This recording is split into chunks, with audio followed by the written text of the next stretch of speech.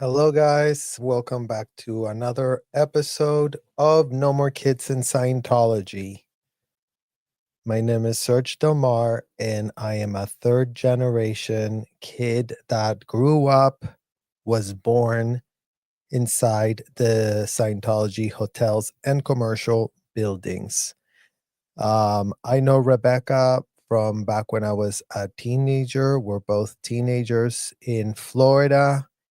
And we are continuing to expose a lot of the so-called tea that was not clocked during Rebecca's disastrous appearance on Real Housewives of New York, you guys. And today, let's just get into it. We've been doing a deep dive into Rebecca Minkoff and her RHONY run. And the more we look, the more obvious it becomes that this was not just a failed reality TV appearance. This was an operation, a textbook Scientology damage control campaign straight out of the OSA, Office of Special Affairs, the arm of Scientology that does the PR, the legal strategy, the fair game strategy. All of that falls under the purview of the Office of Special Affairs. And they have a playbook. And here we have Rebecca in full crisis management mode, deploying every trick, you guys, that's in that book to clean up the mess that she made. So let's start with what's actually happening here. Because this isn't just about a designer that is having a failing brand and, she's trying to just raise her profile on Real Housewives of New York. This is about a lifelong Scientologist who walked onto that show with an agenda, who ran a bizarre social experiment on her castmates and then watched it all implode when she lost control of the narrative. And now she's scrambling. Hello, Laura. Hello, Carrie Ann. Thank you guys all for being here. Please hit the like and subscribe as you come into this coconut water session, you guys. Not sponsored, but coconut water is highly hydrating. It's good for your soul. It's good for your soul as we're having to digest and swallow a lot. We have a lot to get into today. So let's really start going on with what's actually going on here. Because, like we said, this is about the Rebecca Minkoff scramble because she thought she could just waltz into RHONY, play the role of the effortlessly cool downtown designer. Then she was going to use the Bravo platform to rebrand herself. Right, Rebecca? You were going to sell bags, rebrand yourself, hopefully get an Apple. Hopefully, we now found out that you were hoping to go on to season 2. We did find out that you were hoping you got an Apple. You were hoping to turn this into a recurring role. So as much as you played it down on your way out, imagine you had already gone through your entire experience that you went through in that show, Rebecca. And again, because of the nature of how the episodes were released, and then you got feedback on every episode that had already been filmed, fully gone through, everything that had developed already. So we're on this calm lag is what they call it in Scientology, right? Because it's not happening at the time, it's happening later. So we're getting embroiled into it. But today we're going to find out that, you were actually hoping to continue on the show. So you have been now outed as a liar, manipulator, and most importantly, someone who has spent her entire life in a cult and refuses to acknowledge the harm it causes, especially to children. Rebecca, that's the damage that you have to acknowledge it causes. If you had the idyllic childhood that you have literally said this yourself, you guys, go back to my lives and go check exactly what Rebecca said she had in Scientology. Idyllic childhood, she says she had. So, Rebecca, if that is true and you loved your childhood there so much, then no other child should have to suffer in silence just because you liked it. Because you, for some reason, think it's a great idea to put on the public record that you've had an idyllic childhood in Scientology.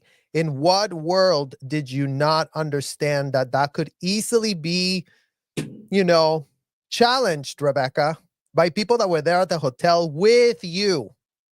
So before you go, oh, nobody knows me, I'm so mysterious. Turns out you're not as mysterious as you thought you were. That's the problem here. That's the problem. Exactly, Victor.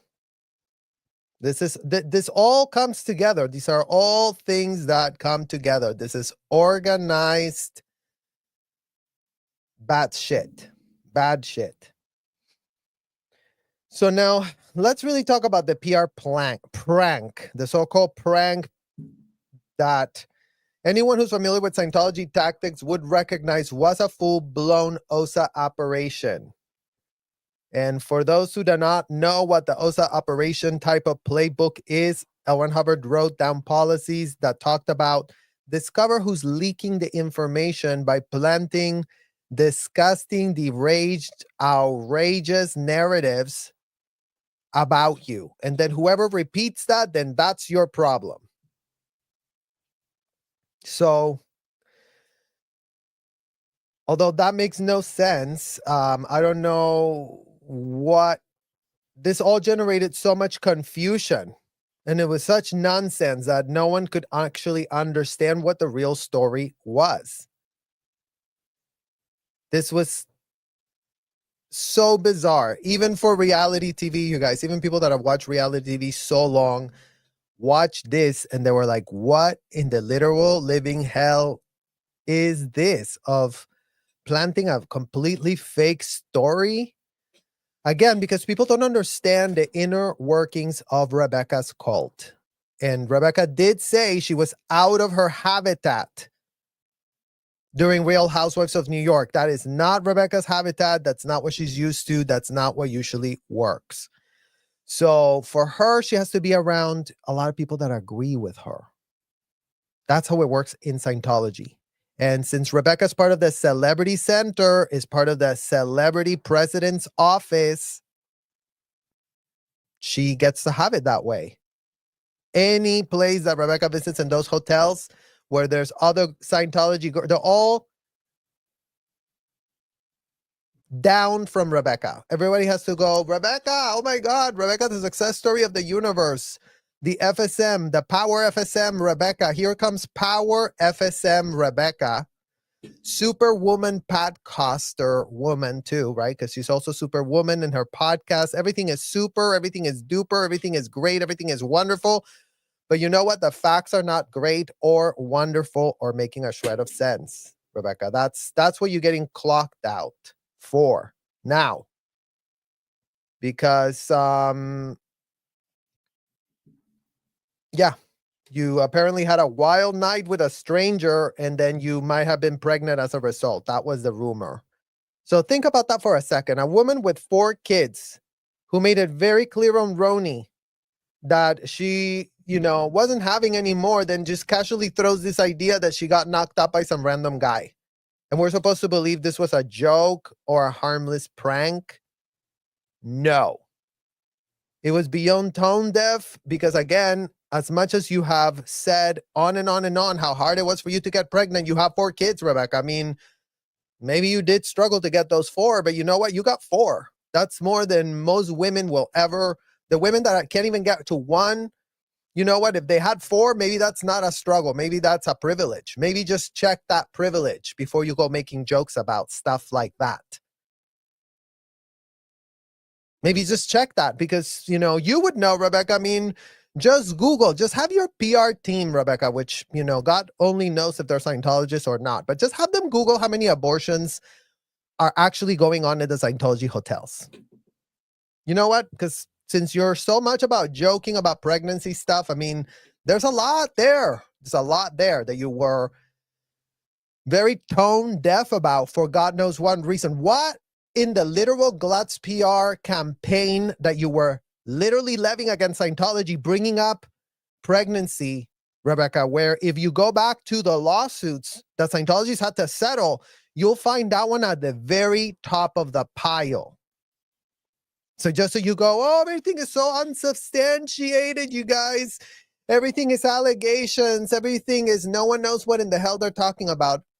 Rebecca, go check the lawsuit that Scientology settled for a Sea Org member, Rebecca, as a young Sea Org member. I believe she was underage, teen pregnancy, which are, very common in Scientology, right, Rebecca? You would know of a few of those.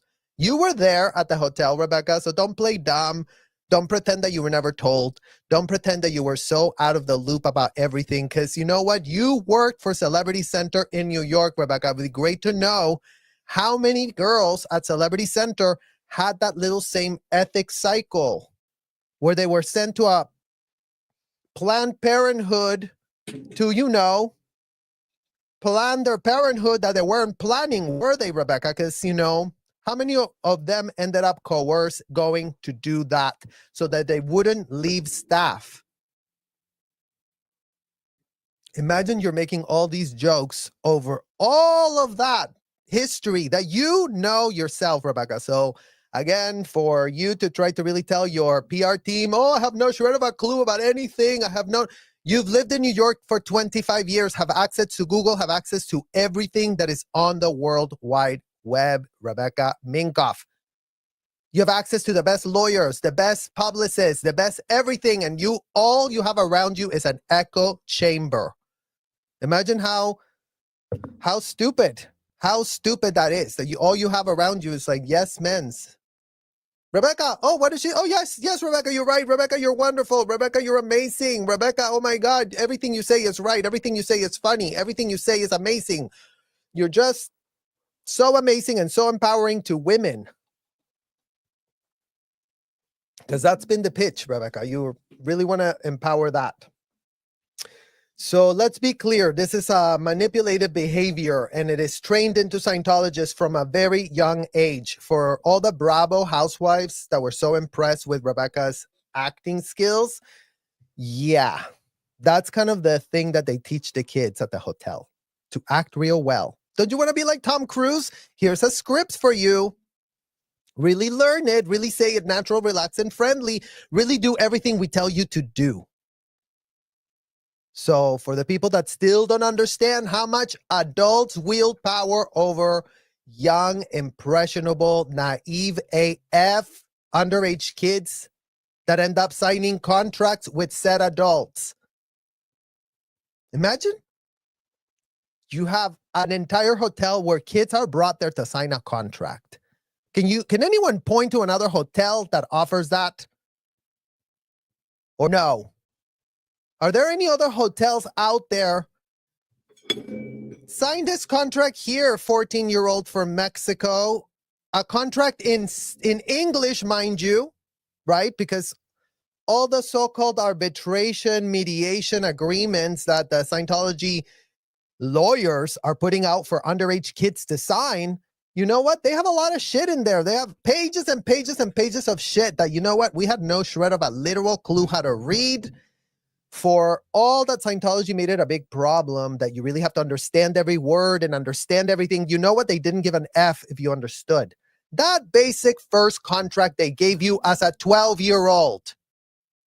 So for the people in the back that are still not knowing what the problem in Scientology is, start putting it on notes. I know it's a lot to keep up. I know start keeping up, because you know what? We're going to simplify shit so that it's simple as fuck. So that all the people that are like, oh, we're so confused, we have no idea. You know what?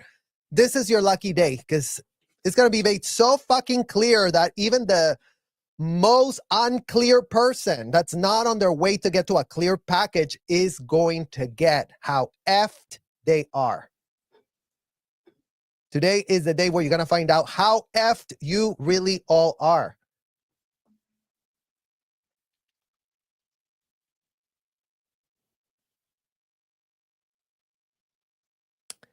Lastly, let's talk about the media's role in this, because while Minkoff here is like scrambling to repair her image, there's all manner of outlets.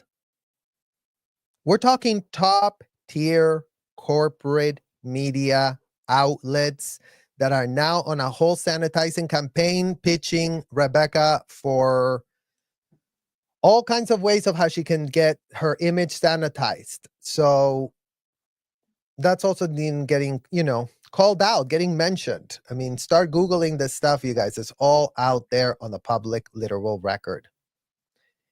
Conveniently, no one is asking real questions like, why is she so desperate to control the conversation about Scientology? And why does she refuse to acknowledge the real issue there with the kids who had never had a choice? Because here's the bottom line. While Rebecca plays PR games, the real victims of Scientology, the kids raised in the system, are still suffering as we speak today. Right now, Rebecca's got 4 of them. 13 years old, 10 years old, 7-year-old, and 2-year-old. So you can be more the representation of what we're advocating for, Rebecca, believe it or not. Giving you the facts is advocating for you. You can try and project that you don't want to hear the fact, but you know what? We're done. We're done with the Scientology mothers not wanting to hear the facts and the truth. It's going to be inconvenient as fuck. So you know what? Get your ethics in. You know what? Get your TRs in. Because you're going to be told what the hell you didn't want to get told, and we don't give an F if you want to hear it. We're not pressed. If the Scientology mothers don't want to hear it, we don't give an F. Their kids and all the advocates and all of you who are joining us on these lives and hearing. So we get down to the bone. That's what we're doing right now. We're getting down to the bone of the issue. So no one can play goddamn dumb anymore. Whatever it takes, whatever it literally takes. So these people really start actually facing reality, because everybody wants to run and cradle and canoodle people, grown adults that sign themselves up for a cult, which is fully legal, which is fully appropriate, which is fully possible, which is fully, no one's going to come and save you as a grown-ass adult that's literally signing your life away to full-blown martyrdom. If you feel that martyrdom is the way that you're really going to get somewhere, make sure you don't bring your kids to that. That's all. So here's this, you guys, and I think this is the sneak peek, okay? A lot of you didn't watch this Bravo episode. A lot of you are still kind of confused with what we're covering here, because I've gotten some of your DMs on that, and I get it. There is a lot to go through. And in this Bravo sneak peek, we're going to actually take a look as they're promoting their show with this piece. But this promotion pretty much will cement what are we really discussing here. Everywhere. This This season on The Real Housewives of New York City. Oh my God, my toenail is in your hair. Oh my God. Oh! Do you want a puppy Instagram or puppy OnlyFans? Moving on! What are we, like Power Rangers? I know your name like I know Coca-Cola. Rebecca Minkoff. I don't know if you've ever heard of her. I don't know. If you were just at Nordstrom Rack, you probably saw her stuff. So make sure you take a note of that. Okay? Because this exact comment has been made such a big deal. People are saying, oh my God. This is the thing that got Rebecca so pressed. This exact comment. A comment of fact. Okay, Rebecca? So here we're clocking that apparently every time any fact is presented to you, you literally act pressed. Like you go crazy, you go insane. Like a fact was told to you. Yeah, Rebecca, like if you've known her, her shit is at Nordstrom Rack. Like you acted like that was something bad. And honestly, I don't know how Nordstrom Rack is putting up with you because this doesn't make Nordstrom Rack look good. Plenty of people that are not into fashion just for the status of it all go to Nordstrom Rack and find great stuff. I mean, the outlets, if anyone's out there purporting they've never been to an outlet, I mean, I guess it sucks to be you. Like, why would that be a bad thing? But this is something that really made Rebecca like recoil. Like, what? I was shady. Oof. Whatever. I built $100 million company. Yeah, good for you. And this is another thing, you guys. Whatever, I built $100 million company. Rebecca, how much did you sell your company for? Because you know what? I guess you discounted your company by 90%, roughly, with what you actually sold your company for after it did dip 70%. According to you, you were about to close, you were about to shut off, but you still held down to the namesake of your brand that you have been building off of your name. Again, in what world did you think I'm going to go put my name on The Real Housewives? I'm going to get scrutinized and do great. And then that's not going to burn down to the ashes the reputation that you now have soiled as a result of having all these inconsistent public record. You become a full-blown public persona, Rebecca. Like literally no one in their right mind that was in your position. You were supposed to be protecting your brand, not exposing it to come and get deals for yourself. Like, how did you not, honestly, how is it possible that you really did this? Look who it is. Raquel and I have been seeing men. We were married. We're married. Well, how did you like that? Not enough. Let's take you out on a walk. Right. I know you're The LeBron of the art world. Yeah. MBD. Uh-oh, Jenna's got competition. I heard you're going to therapy. I don't see any growth. I don't see any change. Not today, Satan. Not today. It's an engagement ring. Here is a diamond ring the size of China. What was that about you having crush on who? We cannot deny that Raquel is hot. No more kids. What if we had the next Beyonce, or what if we had the next Elon Musk? I'm okay saying bye. No more kids in Scientology. This guy failed to mention, failed to say, failed to do his research on Rebecca Minkoff. Right? Because no one did their research on Rebecca Minkoff. We've been saying no more kids in Scientology. How long, you guys? Did no one bother to check YouTube? Did no one bother to check? There's a whole campaign saying no more kids in Scientology. Let's really tap Rebecca to show all of New York what a New York housewife is really about. Is that really what New York housewives are about, New York? As if Twitter didn't say you stop normalizing cults. But apparently Andy Cohen didn't even think it was a cult because he's like, oh, I don't know. I'm just being equal opportunist here. Rebecca, come forward. I mean, Rebecca, you were shown that. You were shown that. So yeah, apparently again, the cast has no access to Google, no access to ChatGPT, no idea why anyone would say no more kids in Scientology, no idea that Rebecca has 4 kids that she keeps saying she has, a 13-year-old, a 10-year-old, a 7-year-old, a 2-year-old, that Rebecca apparently did want to have on the show, but apparently her husband did say no. But Rebecca was all about it. Apparently she was like, my husband's the one that said no.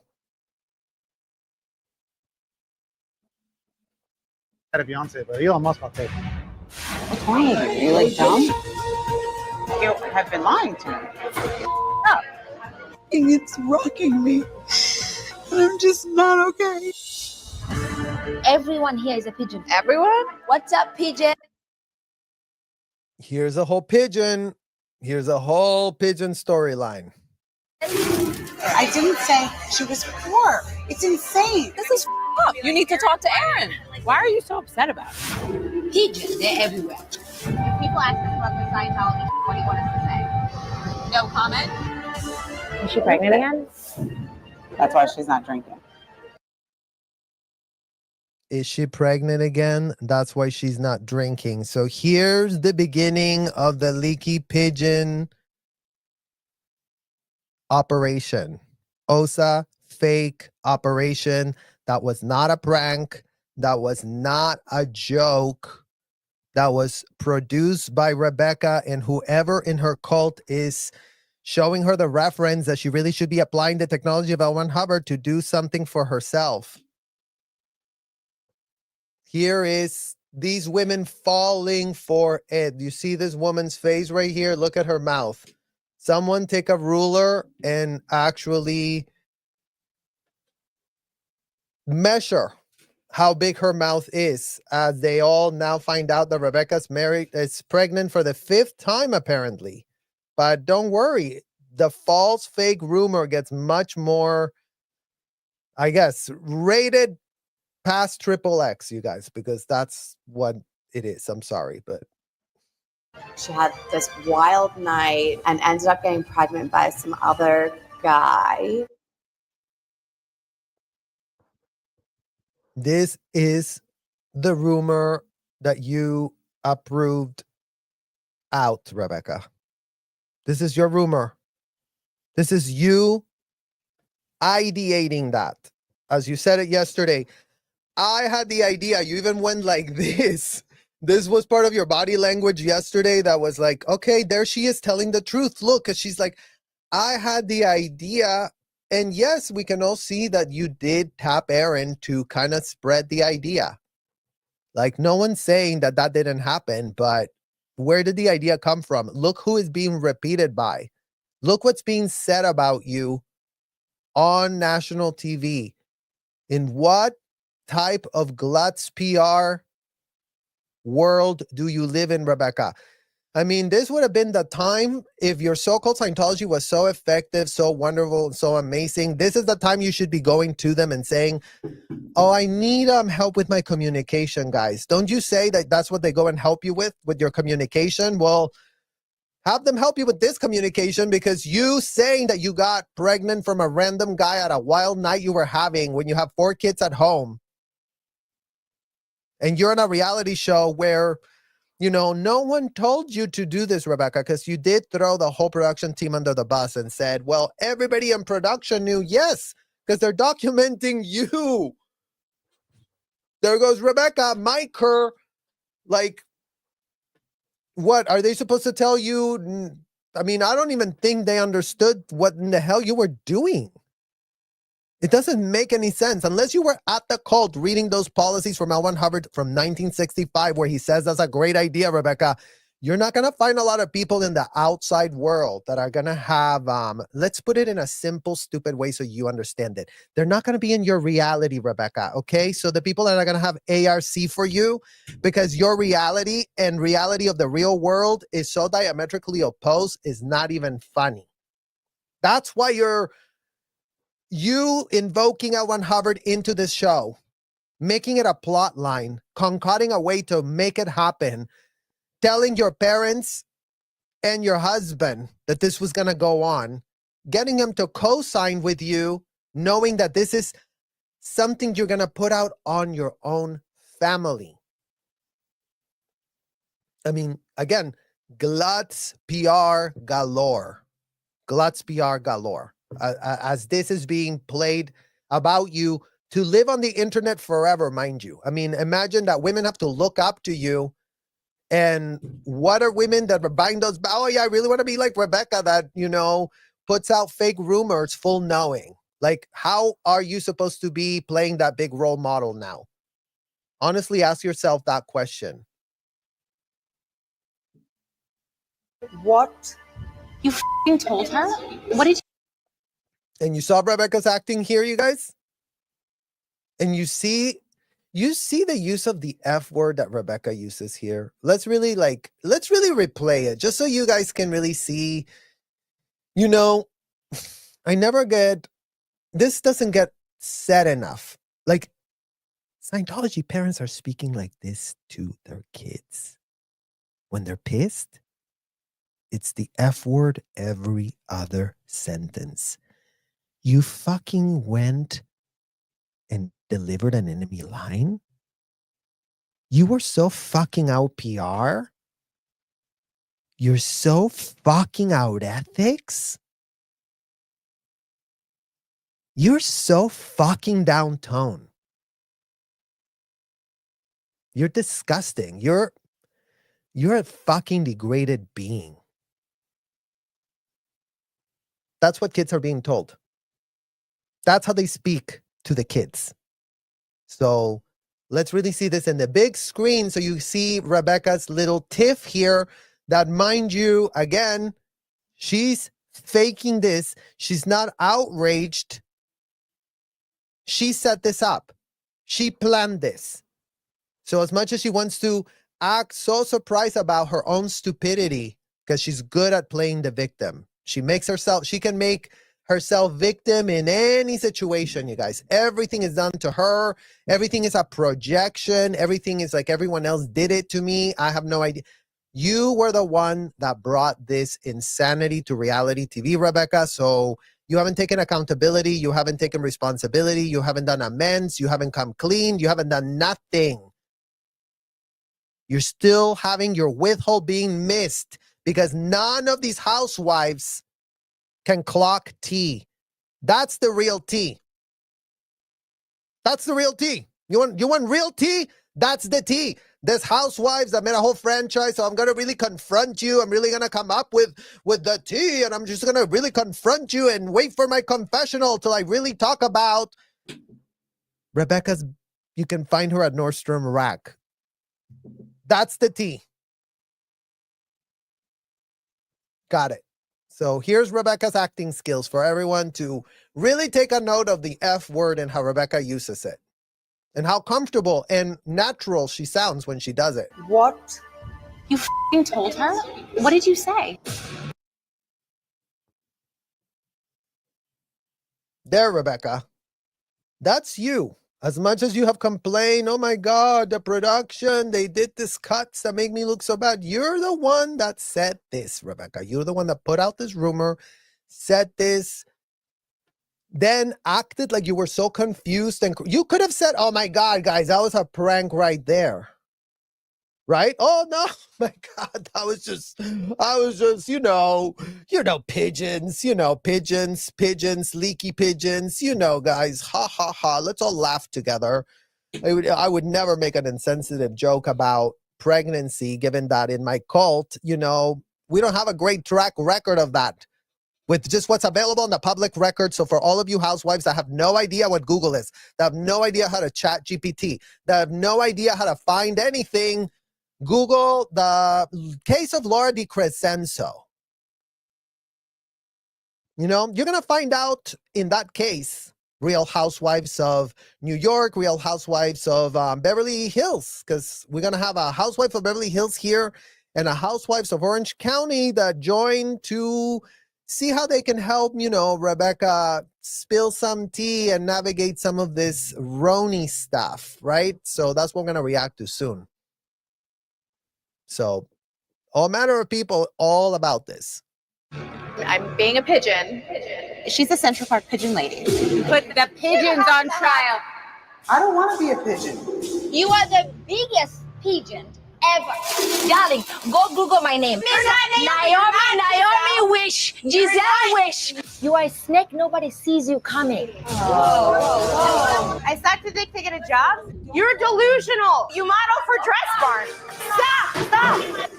It was time. This isn't like Staten Island. Don't call me Staten Island, okay? I'm a born and raised city person. Okay, city person. Yeah, like, please. Jenna, this one's for you. Never have I ever. No. I'm not letting my child.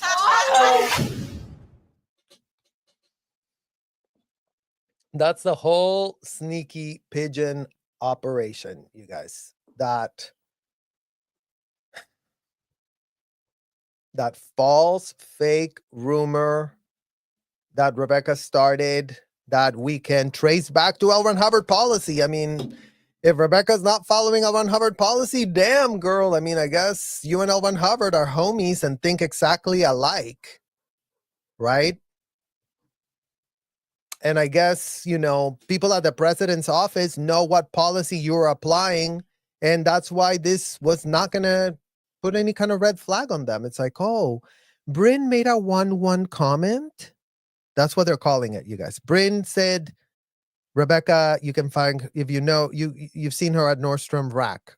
That's what Rebecca said. Oh, that's a 1-1 comment. Covert hostility. And then from that, she was like, oh, I really need to look at my L. Ron Hubbard technology here because I really want to, you know, come back with, you know, a comeback because, you know, Rebecca keeps saying how she really wanted to be so much more assertive than she was at the show because, I mean, Rebecca, I mean, how did you think that your assertiveness was the problem here? So here you are with 2 other housewives that, you know, are going to give you this podcast. And this is a podcast that you put out in response to all the fallout of that stuff that was going on at the show. Because this podcast was released all the way back in, published December 9, 2024. So I feel the tickle, but today on the twat seat, we have Rebecca Minkoff coming on. She's known for her global accessible luxury fashion brand that was created in 2005. Rebecca Minkoff is a best-selling author and powerhouse entrepreneur who has paved the way for many and is the co-founder of the Female Founder Collective. Rebecca is dedicated to creating the modern cultural and business narrative of togetherness and a shared success. She continues to push boundaries, lead the fashion industry, and galvanize communities of women by promoting confidence, fearlessness, and authenticity. She is a loving wife and devoted mother of 4. Rebecca's reputation precedes her, but will be impressing this new.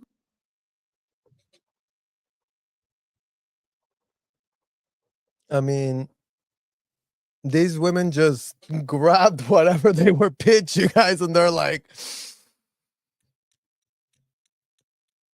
apparently you don't have to research. Apparently you don't have to fact check. Apparently whatever someone says about themselves is what it is. So apparently these women, that's how they think.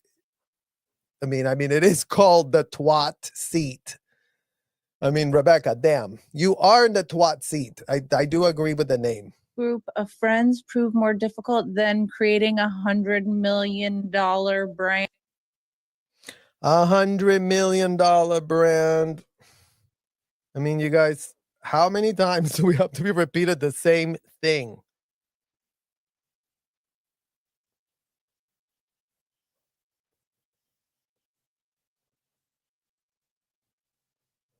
Here we go.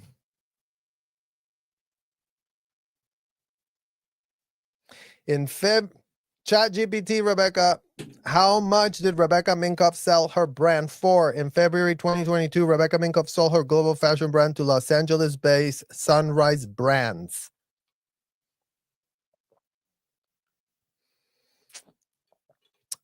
While the exact sale price is not publicly disclosed, estimates suggest it was between 13 and 19 million. So what happened to 100 million?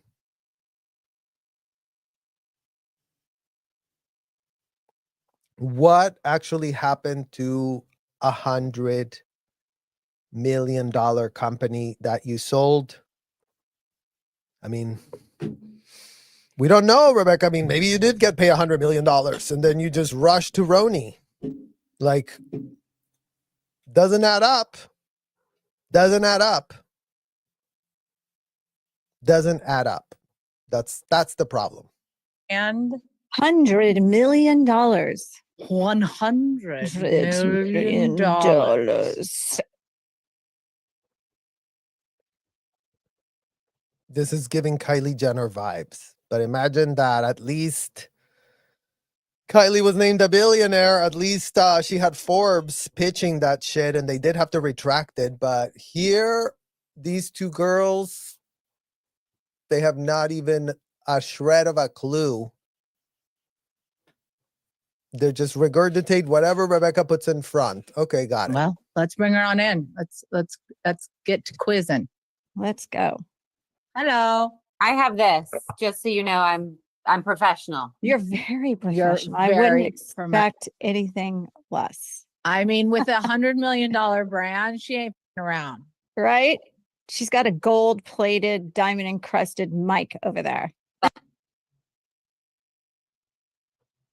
I mean, how many times can anybody count how many times Rebecca says with her $100 million brand and her $1 million and $100 million and $100 million ad nauseum? How much of those $100 million support the Scientology hotels, Rebecca?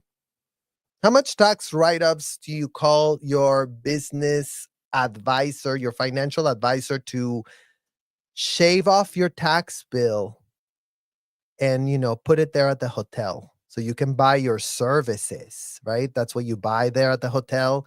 Really want to donate. My name is Rebecca Minkoff. I have $100 million.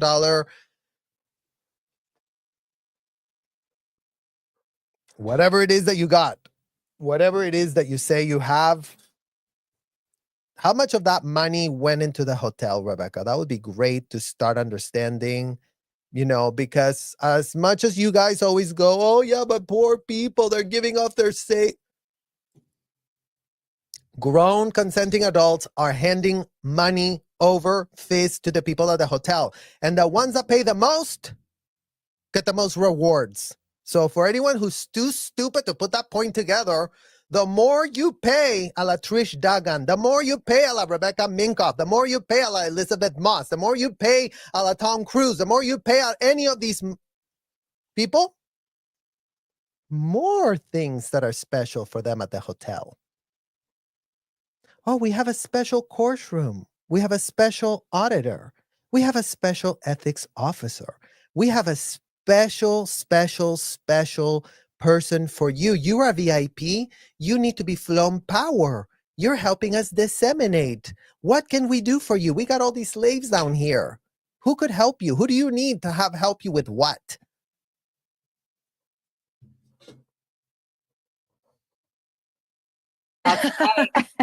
Watch out, Mariah. How are you? God, I'm good. I'm good. I'm tired, but good. I had a late night with the girls.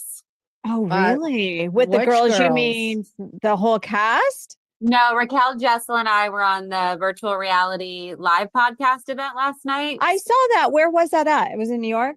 It was in New York, somewhere in Chelsea. Can't tell you where. And oh, Rebecca's going to clandestine invite-only events by the tech bros. Invited to exclusive tech bro things that no one can get invited to or know about because she's going to that. Good to know, Rebecca. Good to know that the tech bros are all about you, sending you secret, invites to secret events. Then we went out for dinner afterwards because, as you know, we're trauma bonded. So we just need to keep talking about it. trauma bonded. Look at Rebecca, you guys. Look at Rebecca pretending she's one of us. Rebecca, why in the literal effing hell are you talking about trauma bonding? You're so good at like you hearing a word and then you just regurgitate it because you're hearing these women say that, right? Because these women go to therapy, Rebecca. Real ones, not ones that you pay at a hotel with a 2-week course in a hotel. That's you. That's you and the rest of the Scientologists. You outsource your therapy to people that complete 2-week courses in a hotel, including but not limited to underage kids, Rebecca. So imagine you have to start explaining that part to the real housewives of all of these housewives that have no access to the internet, no access to ChatGPT, no access to Google, no access to anything to clock that. It's always been the kids that were having a problem at the hotel, isn't it, Rebecca? It's always been the kids. It's always been the ones that couldn't consent. It's always been the ones that, were born in one and didn't have a choice. And that's the problem with you, that you're grown woman, Rebecca, 25 years in New York, and you've always made the choice to stick to your people at the hotel. That's you. I saw you threw a little shade. I did. I saw that on social media today, and I saw that you threw a little shade towards, well, I would say shade back at Erin, because Erin had made a comment about the bag you gifted her and basically said, well, it's not my style. And you were asked on that panel, what is her style? And you said, I said she's not in fashion, so the bar is pretty low for her. She doesn't.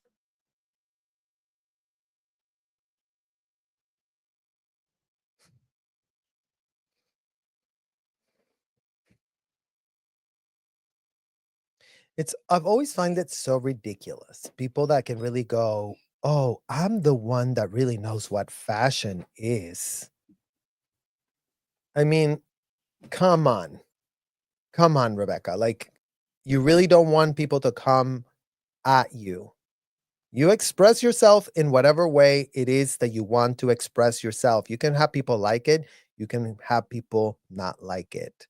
But to pretend that you're the person that gets to tell people who they are and who they're not, because, oh, you build a $100 million company. So let me ask you something. What happened to the 100 millions when COVID hit? What happened? Did your designs evaporate? Did your masterful creativity that people were just like, or we're just spamming and seeing money by spamming through your tech bro connections? Rebecca, come on. Time to come clean. It's through your tech bro connections of spreading your bags as far as wide as you could. And yeah, I mean, who doesn't like a bag, right? Like, you found a way to save point yourself in an easy, breezy way. But you know what? It's not sustainable because why are you running out of fuel? Why are you on fumes right now? And why did you just go online and make a fool of yourself so that every time somebody picks up that bag, now they know they represent you, and you saying all these fake rumors on the Housewives? I mean, how is that going to be compartmentalized now that you're not the brand owner, but you still work there every day? And yeah. Doesn't have to have great style, you know? and I also heard either you or the host say she had a bag collection of her own. She had a bag company many, many years ago. I don't know that much about it, but I would love to be gifted one of her bags if that brand was still in business. Well, I think, Rebecca,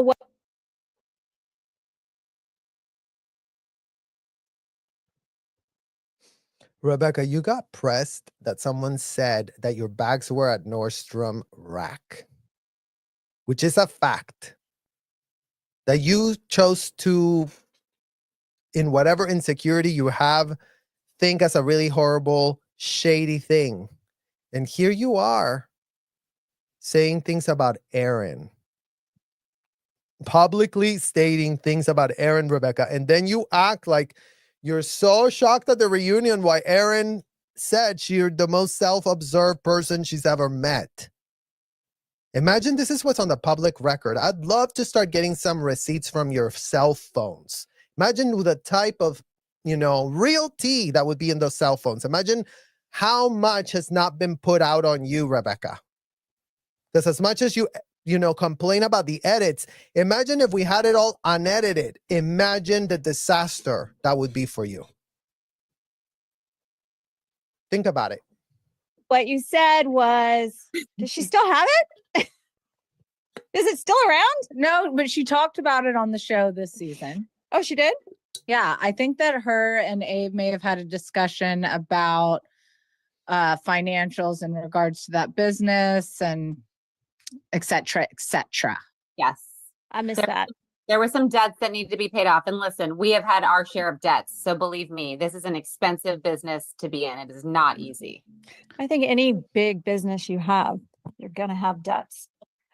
And at this point, because now you've had your business since 2005, how, some business owners like come in and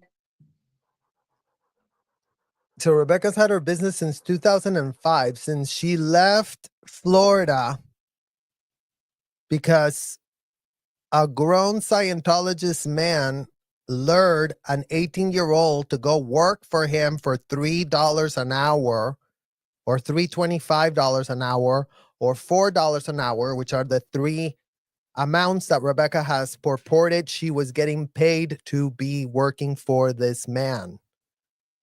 Craig Taylor, Scientologist Craig Taylor. So Rebecca was told as a child by her mom, Sue Minkoff, that she was not going to get her school paid, that if she wanted to do anything in her life, it was going to be up to her. And then Rebecca, she went ahead and did that. She went ahead and put herself there in New York. She had David, her dad, that could have helped her put her into an apartment, but apparently, she was sharing an apartment with 4 other boys. Apparently, a gay kid that was kicked out of their house in Florida and was living with the Minkoffs, because the Minkoffs are the most LGBTQ-friendly Scientologists that you've ever heard of in your entire life, because I guess they have the power and the stature to cancel out L. Ron Hubbard references, right? So they don't see homosexuals as degraded beings that are 1-1 because they have the power to override L. Ron Hubbard. Or was all of this a cockamamie story? Like, what's the truth? And out on how much they are still a part of the business. Are you still 100%? This is what you're doing every day? It is what I'm doing every day. We sold the business 2 years ago. So COVID was really, really hard for us. We almost went out of business. So here's the diametrically opposed pitches that you pitch, Rebecca. On the one hand, ad nauseum, $100 million, $100 million, $100 million. And again, it's like, if you achieve that, that's great. It's great that once upon a time you got to the sales of $100 million. It would be great to get some fact checking done on that by somebody that has the time to really fact check your numbers. Can't take that for ourselves, Rebecca, but we are allowed to question that. Okay, so $100 million, but then COVID wiped you out. 70% of your business was gone and you were about to close. It would have been easier to go out of business and stick around. But my brother, who was my co-founder, we basically said, we just put 17 years into this thing. Like, we owe it to ourselves and the tiny team we have left to just keep going. And we made it through, and then supply. I mean, again, Rebecca, you had invested a lot of money, a lot of time, a lot of effort to build a brand named Rebecca Minkoff, and that brand had the ability to continue monetizing on the fact that it had some people knowing it. Right? Because no one can deny that of you. You have put yourself in front of as many things as you can. You've literally have been your way or the highway the whole time.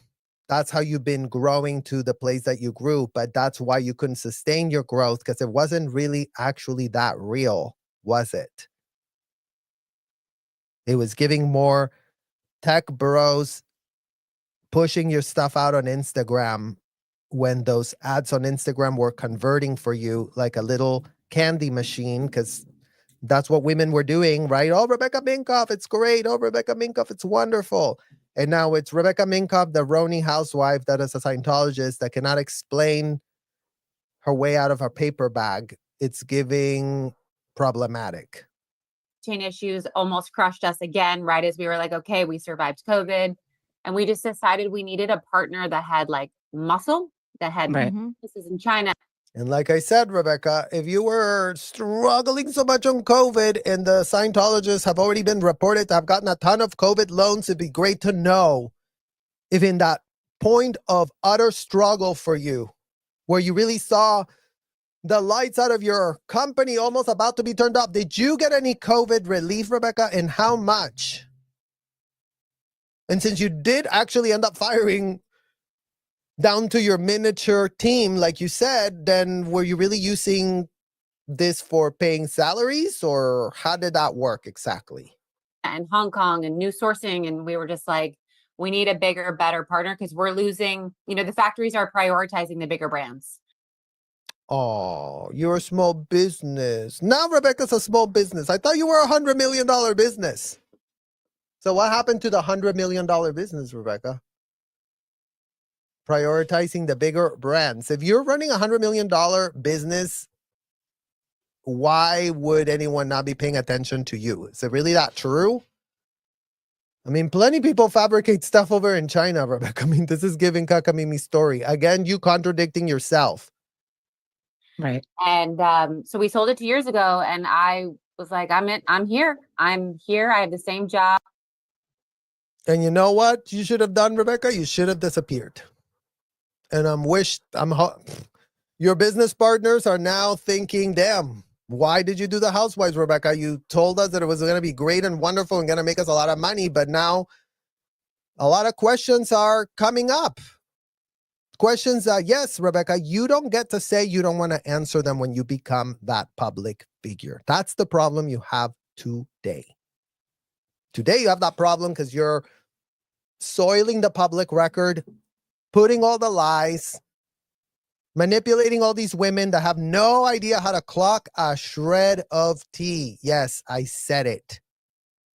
These women play a big game. They grab the big wigs, but then they can't actually do anything when it comes to actually doing it is the problem. With you, at least with you, Rebecca. I mean, maybe you're too much of a high gradient for them, right? Maybe that's what it is. Like they can clock each other here, but they have to stay in their little like game down here. We're talking about your big leagues, Rebecca. If anybody thought that you're not big leagues, you're big leagues. No housewife of any of these housewives have a clue how to clock you. They have no clue. They're lost. They're like confused pigeons. Happily paid employee, but it's my name. It's my name. You're a happily paid employee now. Well, maybe you're going to get a cut now that you Glutz PR your company. I mean, or maybe not. Maybe you're just going to keep your salary and everything is great and wonderful because you told us how much this has helped your brand. Like the orders are just flying off the shelves again. Your bags, everybody wants to have one. And yet, I don't know. Do you have like a certain amount of years that you have to stay? Or are you just taking it day by day? So I signed a 5-year contract, but. Oh, Rebecca signed a 5-year contract, you guys. How very staff of you, Rebecca, to sign a 5-year contract. Because wasn't that what you had when you were working at Celebrity Center, New York? A 5-year contract where, again, you've never talked about that little part of your story, Rebecca, but you were there at Celebrity Center, hobnobbing with whatever celebrity you could get your hands on to, help you push things out, help you push things forward, make you that Scientology springboard. You make it look everything was so organic, you guys. Hard work. You were at Celebrity Center, and then you got on the calm lines of the celebrities, right? Because that's how it goes there. but everyone's like, so you gonna leave when it's over? And I'm like, no, what am I gonna go do? Like, I kind of want to be a doula, but I don't want to get up in the middle of the night to make a baby. No. Rebecca, if you guys didn't think you were literally signing up for pregnancy bingo, here's pregnancy bingo. Fake pregnancy but when no one knows the baby daddy, bingo. Abortions, bingo. Doula, bingo. Pregnancy, why are you so obsessed with talking about something like this, Rebecca, when your whole prank is about pregnancy? So now it comes out that you want to be a doula? You're going to be teaching women silent births, right? Because that's how Scientology women are told, Rebecca, in case you didn't know, in case that went over your head, in case you're too stupid to open the L. Ron Hubbard book where he says that a woman cannot say a word while she's giving birth. That her screams in pain, you know what? You wouldn't want to influence your baby that's coming out of your, you know what? Because you know what? Is the scream can really cause a reactive mind. And you want to be a doula? You want to be on delivery of babies? In what world would anyone want you? Come out of someone. Why do you want to be a doula? A doula. Even these girls, Rebecca, are like, what in the literal living hell? This is total side note. I'm obsessed with all things birth, and I think that they are magic. Obsessed with all things birth. Wow. No comment. Creatures, these doulas, and so part of me is this like, a prank? This is not. Is this a prank? I mean, seriously, you guys, these people we're relating to them. Is this a prank? Is this a prank? A prank. No, it is not a prank. I will not pull any more pranks again, ladies. I've heard it loud and clear. Can we never again? See, do you see how Rebecca tells on herself, you guys? She's heard it loud and clear. She's never going to do a prank. So you intended to do exactly what you were doing, right, Rebecca? And you're only reining yourself back because it backfired and you are being humiliated and you still cannot stop yourself from Glatz PRing, bringing back the attention to pregnancy issues where you should be nowhere near speaking about the subject, given how insensitive you've been. And imagine that again, it's like on the surface, you've been insensitive. Imagine if people start going and seeing what happens in your cult when a woman gets pregnant. What type of options do they have? Why are they taken to Planned Parenthood after they get ethics handlings, Rebecca? What exactly is discussed in a Scientology ethics handling? When a staff member, underage girl, including but not limited to, because there were grown women getting pregnant and underage girls, Rebecca. So what was said to them at the ethics cycle? How were they handled? How was this addressed? Since you now want to go be a doula and all, how was this addressed in those hotels where you were also working at the Celebrity Center of New York? So how is it handled in your commercial building on the Upper East Side of New York, which is where your org was located? Right into that prank. Whose idea was it originally? Originally, I was at lunch with Aaron, which you saw like 1/10 of the scene. Mm-hmm. And we were talking about how the rumors in the group are getting out of hand and making people upset, very upset. You saw it with Jenna and the Uber and just a host of other bullshit. And I said, what if we start a rumor that's so unbelievable that like you'd be an idiot to share it?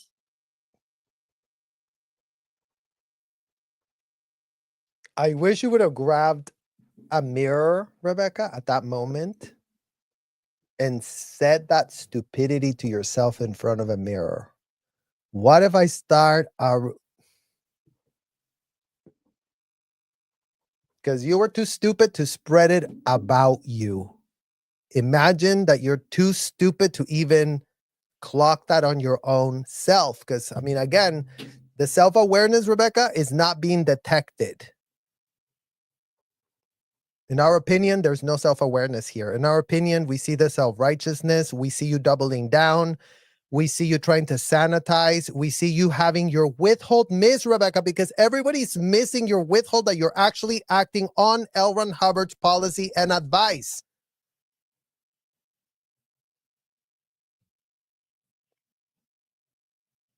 You're not even coming up with this. It's your cult that has that policy. I mean, you must have had the great idea, right? Because you're like, oh, I know how to handle a 1-1 because the group is getting really, again, you're going into this group mentality, the one that you have in your cult. That's not the Real Housewives. Sorry to break that news to you. Sorry to break that news to you. In the Housewives, everyone's equal, Rebecca. And then, yeah, you know, some are more loved than others. Some are more beloved than others. But you know what? You actually have to get the audience to like you, Rebecca. Something you abysmally failed with this stupid prank that is not anything, Rebecca. I mean, please pay somebody to tell you the truth. I beg you. Start paying people to tell you the truth and to stop being echo chambers for you. Uh-huh. I said, what if I say I'm pregnant? And I believe I could be proven wrong, but I'm almost positive Aaron said, and you don't know who the father is. And we thought it was funny. Right. It did not occur to me that that was highly insensitive.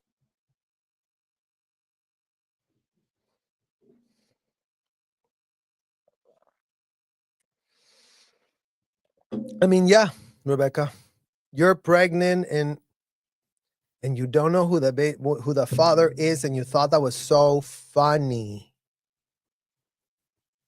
How is that funny?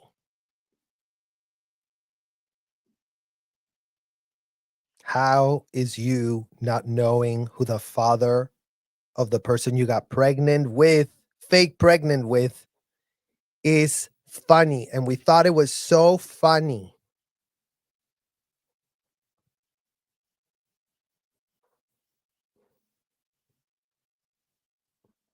Sensitive. I am very much aware of that as someone who also struggled with infertility. No. You're not aware of nothing. You are blabbing your mouth as you sit there with your big, fat privilege of having had 4 kids for yourself, Rebecca. Miss us on your struggle. Just as much as you've told us, I sacrificed so much to get to $100 million company. You know what? Miss us with your struggle, since it wasn't that organic. Since you didn't just do it all on your own as this dislocated teen that ended up in New York working for a Scientologist for $3 an hour, Rebecca, where you've taken all the context and you pitched it in a different way because you thought no one was ever going to clock your shit. Well, we weren't counting on you becoming a housewife. How about that? No one ever thought that we were going to have to clock this shit, Rebecca, but how much time are you putting to, soil up the facts? That it was insensitive. And we left that lunch and it was just like, let's see who the leakiest, I won't say the word, Teddi. Oh, thank God. Oh. Operation Leaky Pigeon is born. Masterminded by Rebecca Minkoff. Compliments of convicted felon L. Ron Hubbard. Source. So there, Rebecca. The source is L. Ron Hubbard. The leaky pigeon is you. You made RHONY put all the pigeons all through the trailers. You made RHONY the entire thing that anyone will ever remember about Real Housewives of New York season 15 is those pigeons. And imagine you call it leaky pigeon. Ew. Bird and just see what happens. But then it all got okay. Well, anyways, Aaron, stop right there. That means And then let's see what happens. So which one is it, Rebecca? Operation Leaky Pigeon. Let's leak this fake rumor and let's just see what happens. That means if you did that on camera, then production knew that it was a prank. Yeah. Who was going to hold her back? Who in production was going to be able to clock what in the literal living hell is Rebecca talking about Operation Leaky Pigeon? They wouldn't know because, again, Real Housewives of New York, people that hire Rebecca Minkoff have no access to Google, no access to ChatGPT, no access to the internet, we're finding out. That's what we're finding out, you guys. Like, Bravo had their entire research department blacked out on internet use when it came to Rebecca. No one could no one could check anything. No one could check anything. It was a blackout. I mean, maybe they went on Google and typed Rebecca Minkoff and it just came back as a black page that said nothing, that showed no context, that showed nothing about her. That, yeah, that's what it is. I mean, that's what the problem is, right? It's like the lack of due diligence and research is what the problem is here. Yeah. Do you feel like it would have played better if they would have showed you guys saying this is a prank from the very beginning? Listen, I'm not in control of that process, but I think in my head, being the innocent deer in headlights that I was,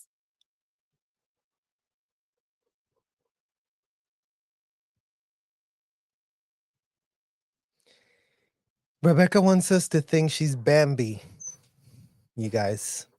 She's an innocent deer in headlights. Rebecca's like, what, you guys? I'm so confused.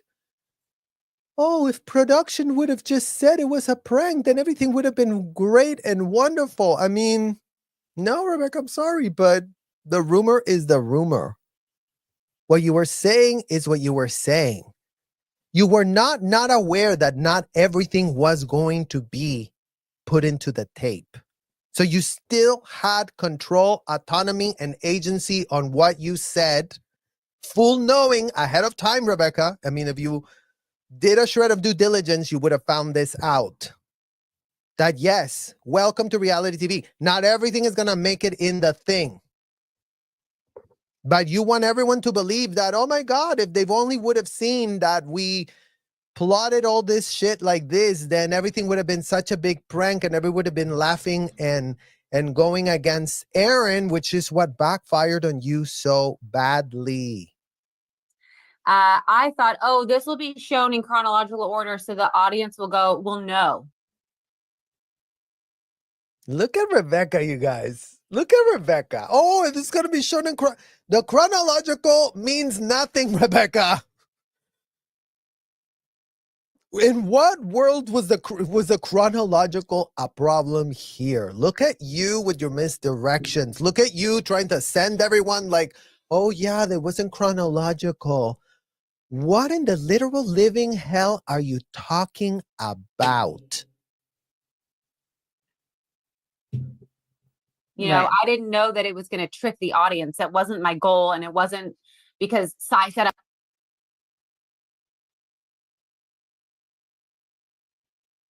you didn't even consider the audience, Rebecca. That's your problem. You made this all about you. You did this all about your mean girl comeback. I mean, again, if you want to purport that all of these women are not in this club throwing shade, throwing this, throwing that, and yes, that's all part of it, Rebecca, but I mean, you took it to a place that, you know, you've only been before because only you have come from a cult that's ever been casted. So you are that person. I'm sorry, like that's the fact. Like no one on reality TV has ever been in a cult the way you have been. It's literally part of your entire identity. You cannot divorce yourself from Scientology. You cannot pretend that you're this Jewish woman while every thing you do is in Scientology. I don't care that you do some other stuff in your house, Rebecca. We don't care about that. Literally, you can do this, you can do that. You are a Scientologist. You speak Scientologies in your household, to your kids, to your friends, to your family. You speak in that coded language. That's the language you need to double check on right now. That's the language that hopefully would wake you up how effed up you are by speaking that language. Check it up. I'm boring. I didn't even know that she had said that yet. So it was literally like, let's find the liar. That's my whole goal. But then nobody found the liar because then everybody was told different parts of it. So what? Wait a minute. We found the liar. You're the liar, Rebecca. Imagine you set up. I mean, again, this is the stupidity of this woman, you guys. This is the zero self-awareness. It's like, Rebecca, you told us that your purpose was to find a liar and you went and lied? How does that work? How do you find a liar by being the liar? How does it work? I mean, please, you guys in the comments, explain to us, kids that grew up in Scientology with Becky Minkoff, how you find a liar by being a liar, Rebecca Minkoff. I mean, put that on your book, your fearless book, How to Find a Liar by Being a Liar by Rebecca Minkoff, Operation Leaky Pigeon, and then put all your theories of how Operation Leaky Pigeon was really going to help you find something. Because all it did is find, everyone can now find you. Everyone can now see exactly what you did, what your motive was. Kind of shit prank is it even when people know about it? Maybe you should ask that to Aaron, who's the one that told everybody. I didn't. What type of shit prank is probably the first question and point that I agree with these podcasters bringing up. But here comes Rebecca, the friend that invited her to be a friend of the show, you guys. Aaron invited Rebecca to be part of the show. And then Rebecca came up with this horrendous thing. She wasn't transparent. She never told Aaron, like, oh, I learned in my cult that you can really spot a liar by being a liar and putting a fake rumor. Imagine if you would have said that, Rebecca. Would that have really gone through? Aaron would have been like, what are you talking about, Rebecca? Like, what are you saying? Didn't even know she told anybody till the picnic. That's why I was shocked in silence. Rebecca was shocked in silence, you guys. Damn. Hold on to your seats. Rebecca's shock, she silenced it. Because what? At the hotel, they taught you how to silence your emotions, Rebecca? Or what? How did you silence yourself there? That would be great to start understanding. It was just like, well, then when everybody knows the only person you're pranking is the audience. Bam, Rebecca, you just got hit with a sledgehammer. You just got called out. You were pranking the audience. You were doing this to try and come across real smart, but you know what? It's not giving smart, Rebecca. It's giving dumb, tone deaf, AF beyond. Yeah, listen, you're right. I had the idea. I did not know that Aaron would tell other people, and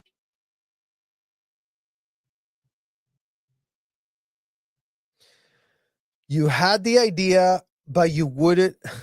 The idea was to leak this live. I mean, this girl, you guys, please, somebody help me. Somebody please help me. So which one is it, Rebecca? Like, are you didn't know that Aaron was going to say this, and then you really wonder why Aaron just had enough of you? Again, with what you've just said on the public record, enough. I mean, God knows what else has gone on that no one has said about you, Rebecca, because of respect. Plenty of stuff, I'm sure, went down in that production that has everyone sleep still, except that you've been throwing everyone under a bus. it was pointless at that point. Do you think Aaron was possibly? Why was it pointless? You were really pressed to find the liar. Why was it pointless all of a sudden when it got executed and blown up in your face and you were, confronted on the prank by mostly the audience? Because again, you did this and you didn't face any consequences until you faced the audience consequences. And they were like, well, that was effed up because you took a literal dump on national TV, Rebecca, and then you're walking around not wanting to go to the bathroom, soiled, not wanting to change yourself, soiled, and wanting everyone else to go, oh, no, it smells great here. Let's just spray more perfume. Rebecca didn't. No, Rebecca, go change, go clean, go take responsibility, go rewind the tape, go see what you did. Ask production for all the tapes so you have the full context of your situationship. Because again, I would argue that if they put everything there, Rebecca, you actually end up looking worse. If you're not edited, and we've seen what's edited, I mean, you're not, this is unedited. Rebecca, you got your full time to discuss this. And look how you cannot get a word out without literally contradicting yourself because you're just counting on everyone being too stupid to clock your shit. Tipsy on this post drinks where she told Bren and maybe forgot that she leaked that little tidbit. I mean, in her confessional, she does say she was like, shook her head like, no. But I don't, it's so annoying. I think. You see how exasperated she is, you guys. It's so annoying. She gets it. Rebecca is used to whatever cacamimi story she says at the hotel. You guys, people buy it. She's part of the hierarchy. She's part of the ones up here. She's part of the ones that are very, very privileged at the president's office, getting all manner of special favors, special deals, special this, special that for Rebecca. I mean, she's not used to being confronted on anything. She's just not. And you see how abysmal her performance is here. I think that she still thinks, and Bryn still alleges that she didn't think that Bryn was. Alleges. Look at you, Rebecca. Alleges. No one's suing you. Look at you coming up with the alleges now. Rebecca, what was shown on TV was disgusting.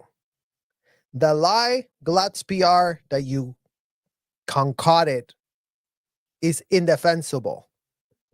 So you keep running around in circles pretending that you're taking accountability, but all you're doing is sinking yourself deeper in that hole. Going to embellish it or share or exaggerate the way that she did. Embellish it, exaggerate. It's an approved talking point, Rebecca. You approved the talking point. This was gone over with you. You were all about finding the liar by concocting this disgusting thing, Rebecca. You even said it yourself just a few minutes ago. It didn't matter. You wanted it to be some really deranged, horrible thing. I mean, if you wanted to catch someone in a lie, why did you have to go there? Why didn't you just spread a stupid lie? Like, did you hear that pigeons are the next cure for cancer? Spread that lie. You could have spread a pigeon lie like that, and maybe the girls could have gone like, did you hear that? Yeah, who told you? Or Bryn decide on her own, hey, I'm going to participate in this. Well, why at that point, why? People in the group were finding out about a fake rumor you put out, Rebecca. And it wasn't a rumor where you said, you know what, this fake rumor that we're just concocting here that is completely fake, produced, prefabricated, don't say it to anybody. Well, how are you going to find a liar then? I thought you were trying to find a liar. So how are you going to find a liar by concocting a fake rumor that was not supposed to be spread because you now find it, you're silently shocked that it got spread? Why not? I mean, I don't really see anything wrong with Bryn adding fuel to the fire if we're all going to find out it's a prank anyhow. Yeah, I mean, I even apologized to Bryn at the picnic, which you also don't see. I was like, I'm sorry you were framed. That was definitely not Not how I thought this would go. Oh, Rebecca. You didn't think it would go like this. No. You expected to turn the entire group against Bryn. That's what backfired. But because your other housewives are not all part of a cult, they didn't just follow your stupid ass technology of finding a liar. No one had reality with you. You couldn't have been more out reality, Rebecca. What in the literal living hell? That's not how the world works.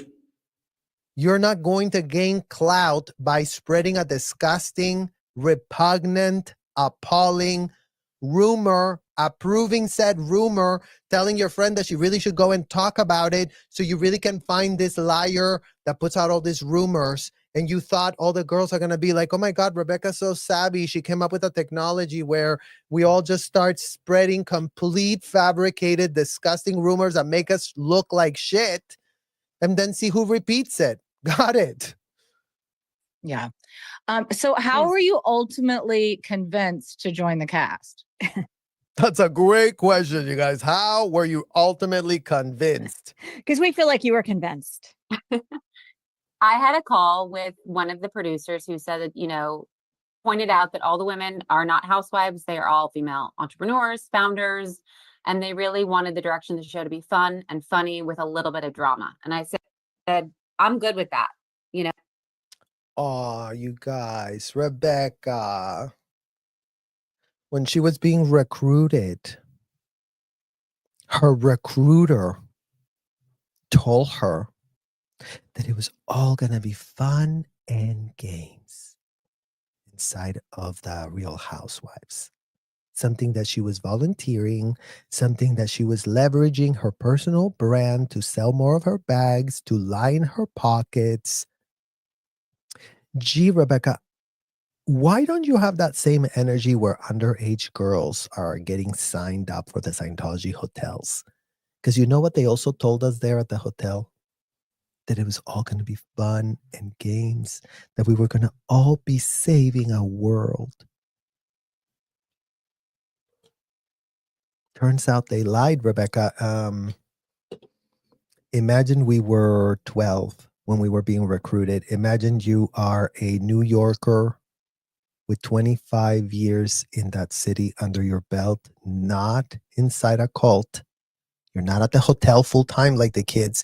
You're not locked up against your will like everyone else, Rebecca. You're literally being a New Yorker, blending in with all these housewives that love you, that have no access to Google, that have no access to ChatGPT, that have no access to nothing. For some reason, they all just, yeah.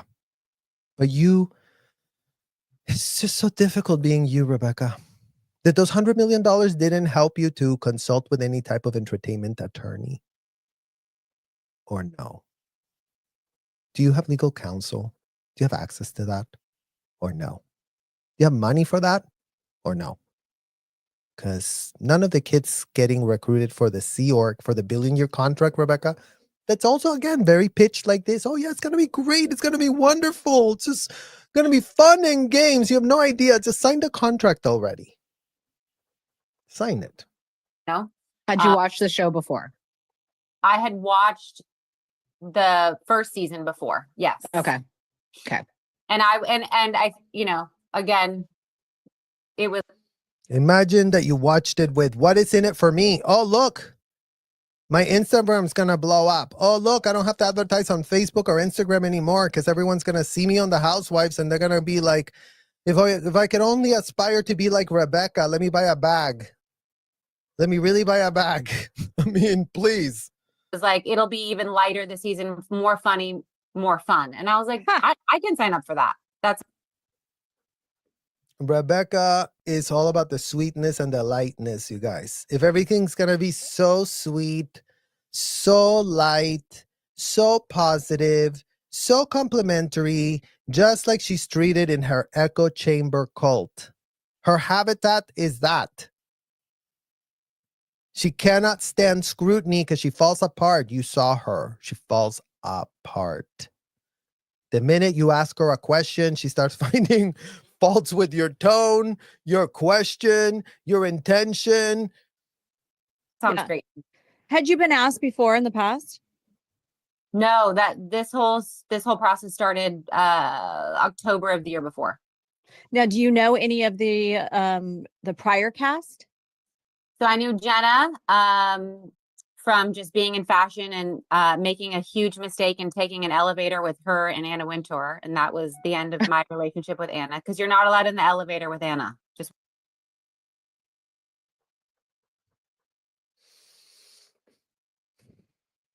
Maybe Anna smelled right through you, Rebecca. You're not allowed to go into the elevator with Anna. You're not allowed to go into the elevator with Tom Cruise in your cult, Rebecca. And you're not talking about that fact. You're not talking about the fact that kids got in trouble for going into the elevator with Tom Cruise. But I guess since you are in New York, not in a cult, you still found your way to weasel into an elevator with Anna Wintour. What? Hold on, only one person at a time. Wait, I need to know more about this. So there's a rule. I've been told that if she gets in the elevator, you can't get in with her. So but then how was Jenna in with her? Because they were co-hosting an event together when Jenna was at J. Crew, and this was like 15 years ago, and I was just excited to be invited to anything.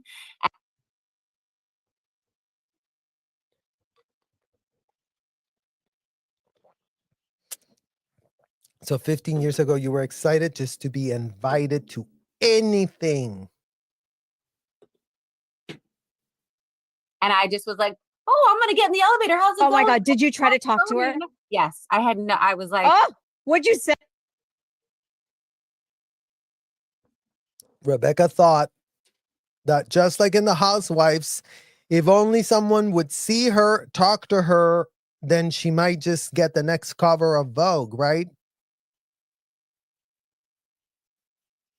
If you just get a chance to get in reality with Anna as the hustling, tone 40 technology that they teach you at the hotel, don't take no for an answer, have no self-reflection, just go pitch yourself, get yourself out there, talk to the person, invade the person's space, get your questions asked, say something, try to make yourself interesting. I mean, Rebecca was hustling just like the cult was telling her to do. Hey, I was like, hello, how's everyone feeling today? Is everyone, I was all just all chipper kitty. Did she respond, or did she look at you like, shut up?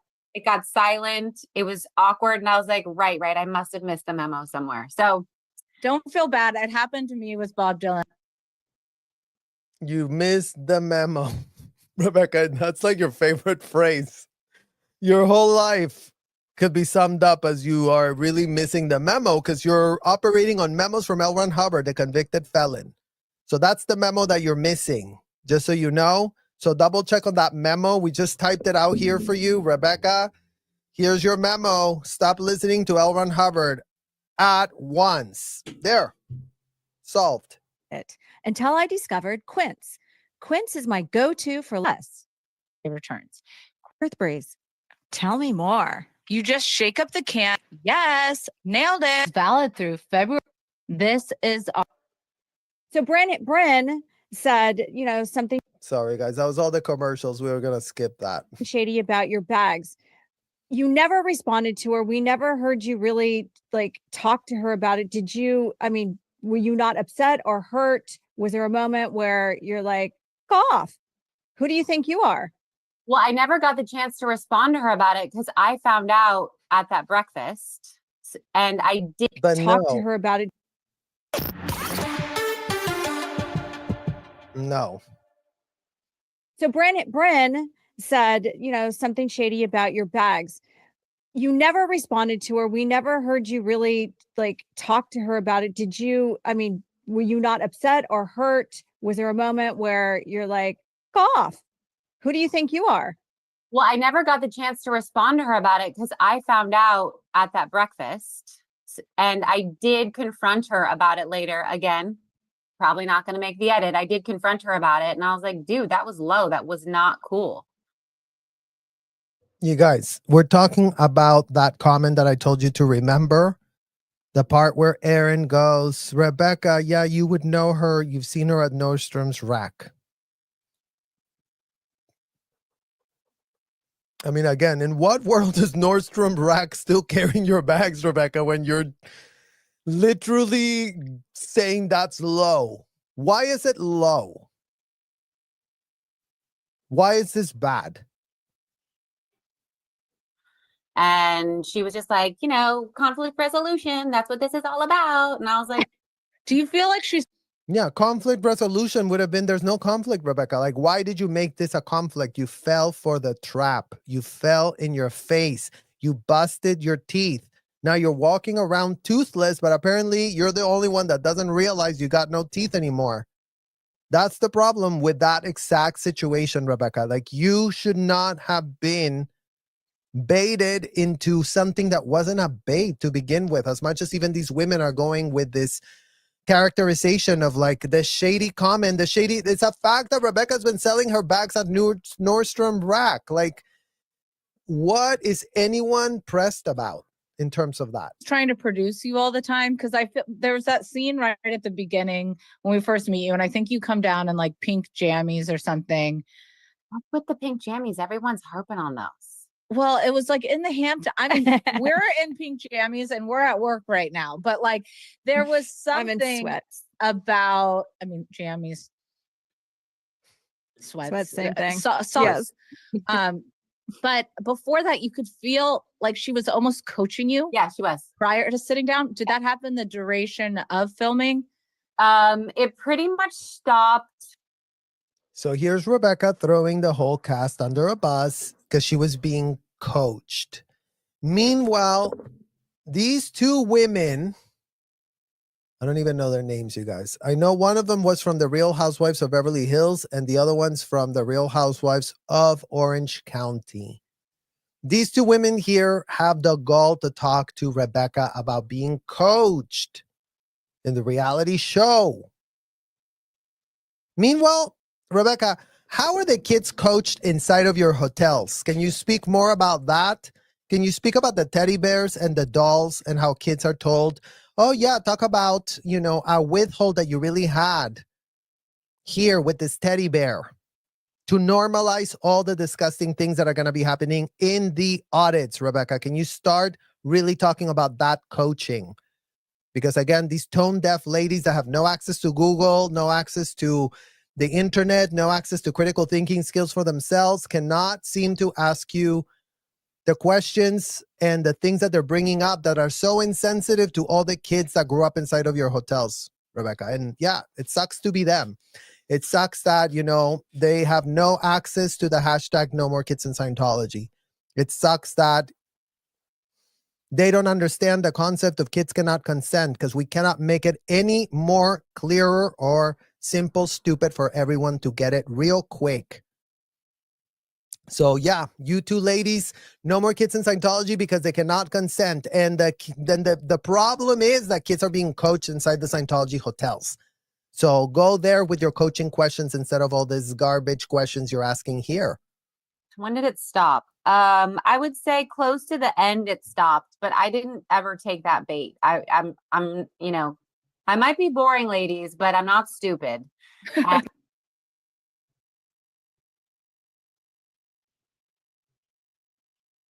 Again, Rebecca, I think boring was putting it nice.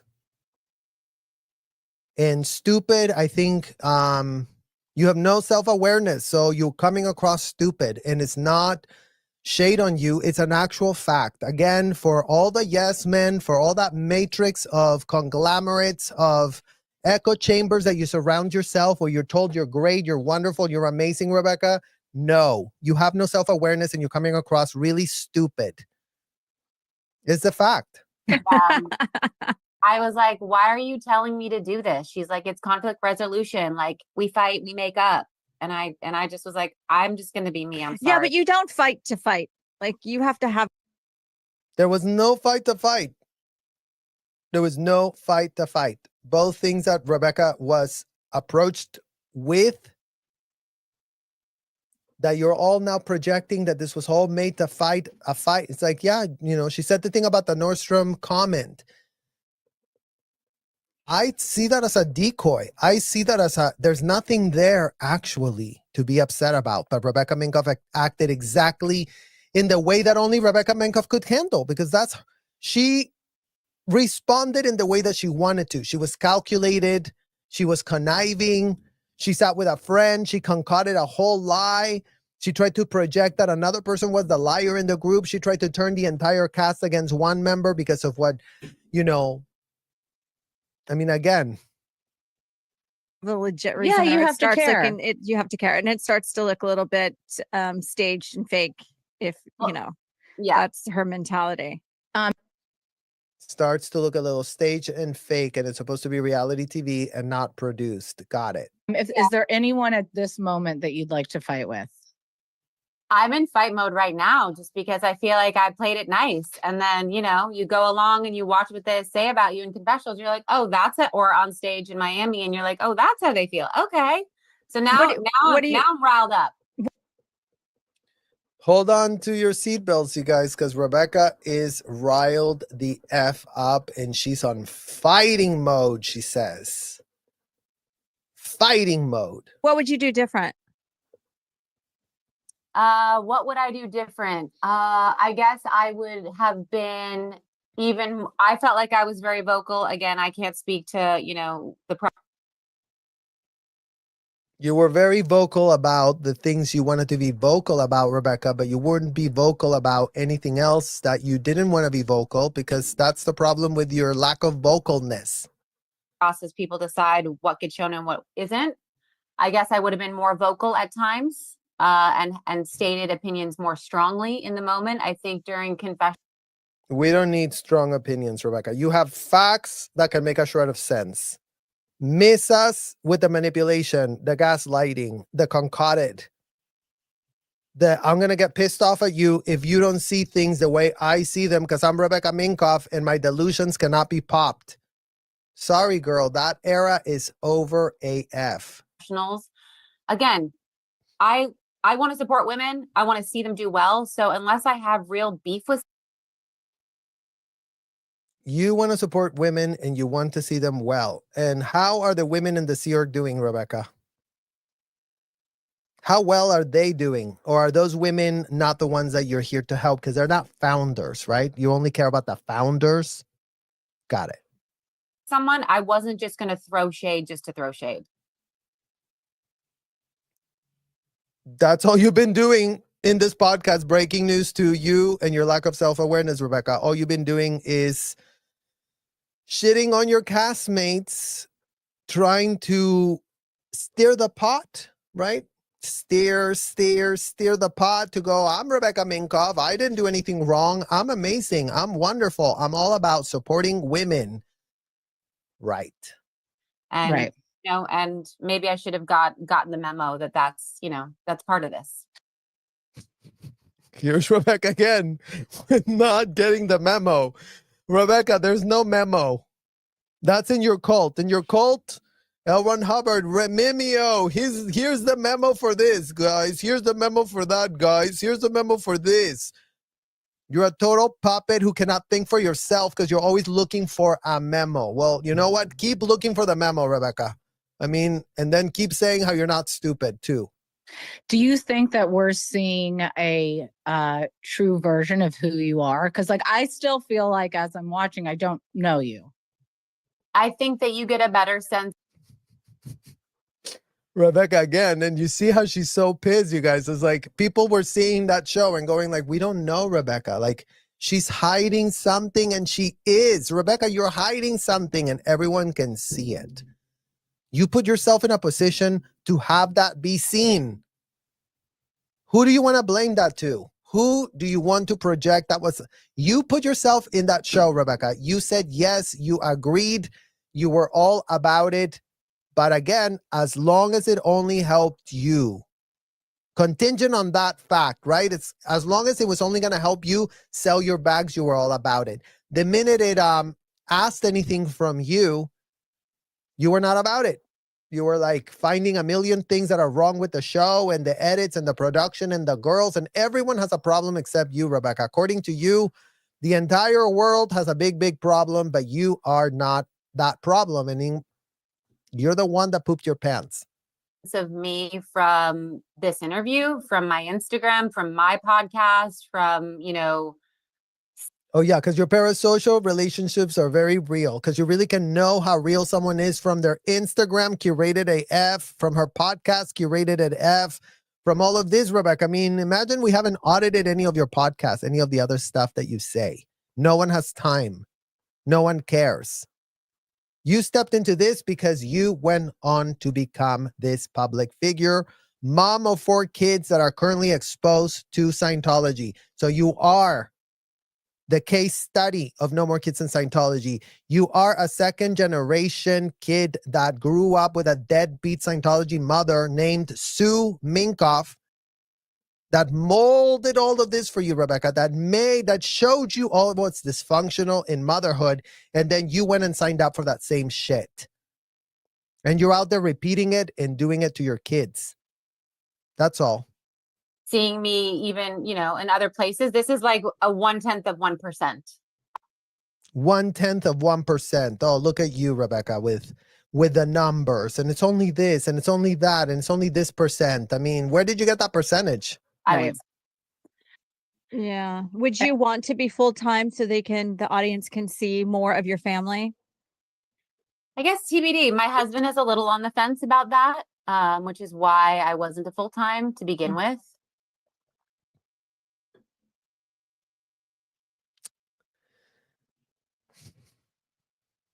Her husband was against it, you guys. Not putting the kids on the show. We do have young kids, and so I think he and I have just been weighing, like, if there's a round 2, what does it look like? And I mean, we shot stuff with my daughter that's not in it. We shot. So you did manage to put your kids in there. Thank God they weren't shown. Thank God they weren't exposed to this. Thank God. Stuff, this incredible event that Jessel and I did, we shot with all these other incredible women in fashion. So, like, how many outfit changes were at that event? Just one, unfortunately, but I was hoping there was at least going to be. Can we get a little bit into, and I hate to do it, but a little bit into the Scientology. I have. And I hate to do it. I mean, you guys, how uncomfortable can people be? How many more examples of completely uncomfortable? And I hate to do this, and I hate to bring it up, and I hate. If this is the most wonderful, miraculous, life-changing, amazing thing, in what world are people scared to ask about it, Rebecca? It's coming. Teddi, I expected this. I'm ready. Okay. So can you clarify being a Scientology for us? From what my research, and listen, I am not a detective, but I am on Instagram. She thinks she is. But from my understanding is if your parents are high up in the church, then you are kind of born into the church, and then you go and you're like a cadet org or something like that as a child. But in your interview, I heard you say that it wasn't. You guys, we're still doing such a horrible job explaining Scientology. You're not a cadet org if your parents were high up in Scientology. First of all, Rebecca's parents were not in the Sea Org, were not high up there. David was a doctor. Sue Minkoff was a nurse. They were public. They were never in the Sea Org. Rebecca was never in the Sea Org. Rebecca never signed a billion-year contract. Never did this happen to Rebecca. She has the privilege to say she was never in the Sea Org being exploited like all the kids that were underage, signed billion-year contracts, got exploited. That's the ones that are cadets. That's the ones that had it worse. That's the one Rebecca knows were being completely, horrifically maltreated. She was there at the hotels watching it happen, and she has no conscience or gives a literal F about any of those kids that didn't have the childhood that Becky had, where she was prancing around in some, what was it that she said? Oh yeah, Performance Art High School is where Rebecca said she was going in Clearwater. God knows what high school that was, but apparently she was so privileged and had such an idyllic childhood that she was very special and was put in the high school that was amazing. But none of the cadets had that capability, Rebecca. Just FYI for you. Until later in life that you joined. Yep. So none of that is true. You decide the first one of the. None of that is true, Rebecca. None of that is true. You could have said, oh yeah, there's cadets, but those are the kids whose parents signed a billion-year contract and they had no choice. So they just got stuck at a motel in Clearwater. And yeah, there were hundreds and hundreds and hundreds of cadets there stuck at a motel in Clearwater with their parents nowhere to be found because they were all too busy saving our world, servicing my mom, servicing my dad, who were the ones that were paying for that at the hotels. How about that? That's the truth. That's the facts. That's what you don't want said. Most basic and first things that you learn about is what's true for you is true for you. No one can shove anything down your throat. Oh, yeah, Rebecca. Look at you coming out all smart with that bullshit quote from that convicted felon. Oh, what's true for you, it's true for you. No one can shove that shit down your throat. So then what about keeping Scientology working, Rebecca Minkoff? There's only one technology that can work. There's only one correct one. There's only one way to do it. So shut the F up with your lies, Rebecca. Shut the F up. How are people not fed up with you with such blatant disregard over things that you're saying? And being on the Jewish side, right? You're just told belief from day one and you accept it or not. And this is like, is this true for you? Does it work? Cool. And so growing up in my household, we did Shabbat, we did Hanukkah, we did all those things. And then it was like, if there's an area of your life that you're seeking improvement in, here's some tools. And if not, no. And I wasn't interested. Breaking news, guys. Rebecca had the most idyllic childhood. Rebecca had the wonderful opportunity to tell her parents that she was not interested. And apparently Rebecca just wasn't exposed to anything. So she was having a great, wonderful time at her performing arts high school, having a completely idyllic childhood for herself because she said, no, I don't want audits. I don't want courses. I don't want anything at the hotel. Got it. Got it. And then I moved to New York when I was 18. I was lonely. Never mind that you did do courses, Rebecca. So I'm going to catch you in that lie. You were at Flag doing courses. My own grandmother was your supervisor. So don't be a complete and utter liar. You were doing the kids courses. You were doing the student hat. You were doing courses at Flag, Rebecca. So good one that no one can fact check you, but imagine that we were there seeing you in the course room when you saying that you were not there and you only just did that stuff when you became an 18-year-old, which is complete bullshit. I was scared. I didn't know what the was going on. And I knew after having been. Yeah, that's how we felt in our childhood. A lot closer to description than this idyllic bullshit that you put on the public record. So thank you for saying that, even though you were not really saying it in the right way. Really bullied in high school and really just very depressed that I needed something. And I said, let me try this. It's something. So what happened to your idyllic childhood, Rebecca? So you were really depressed, or did you have the most idyllic childhood? See, you only just say what you are depending on the story that you're pitching. And that's why you cannot keep track of your lies. And that's why none of your lies end up working out. My parents and my brothers have, had to spend a lot of time doing. Maybe it can help. And it did. It helped me.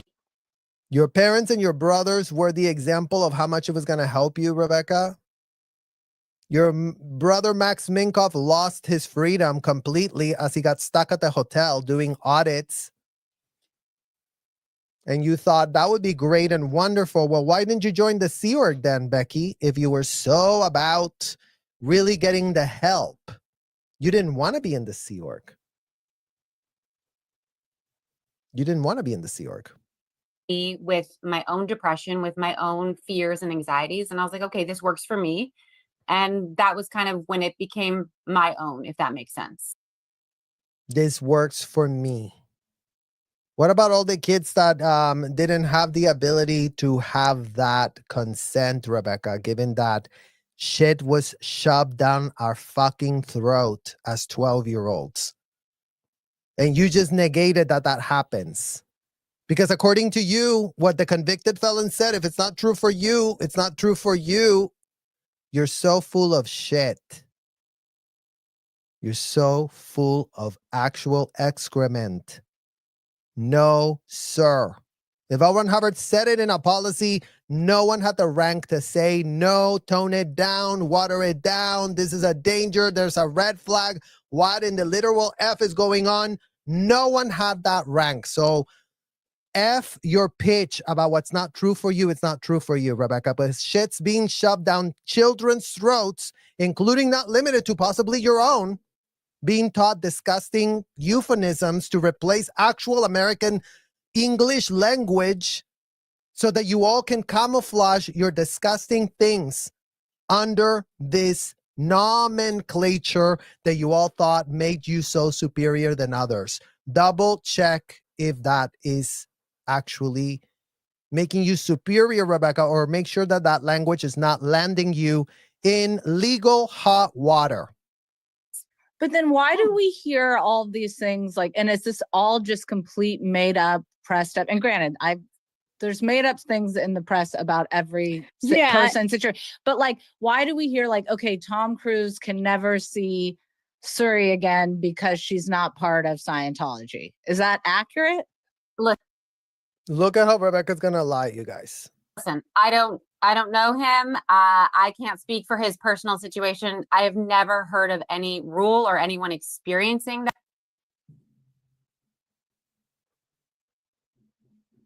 You never heard about me getting disconnected, Rebecca? Really? You never heard about that?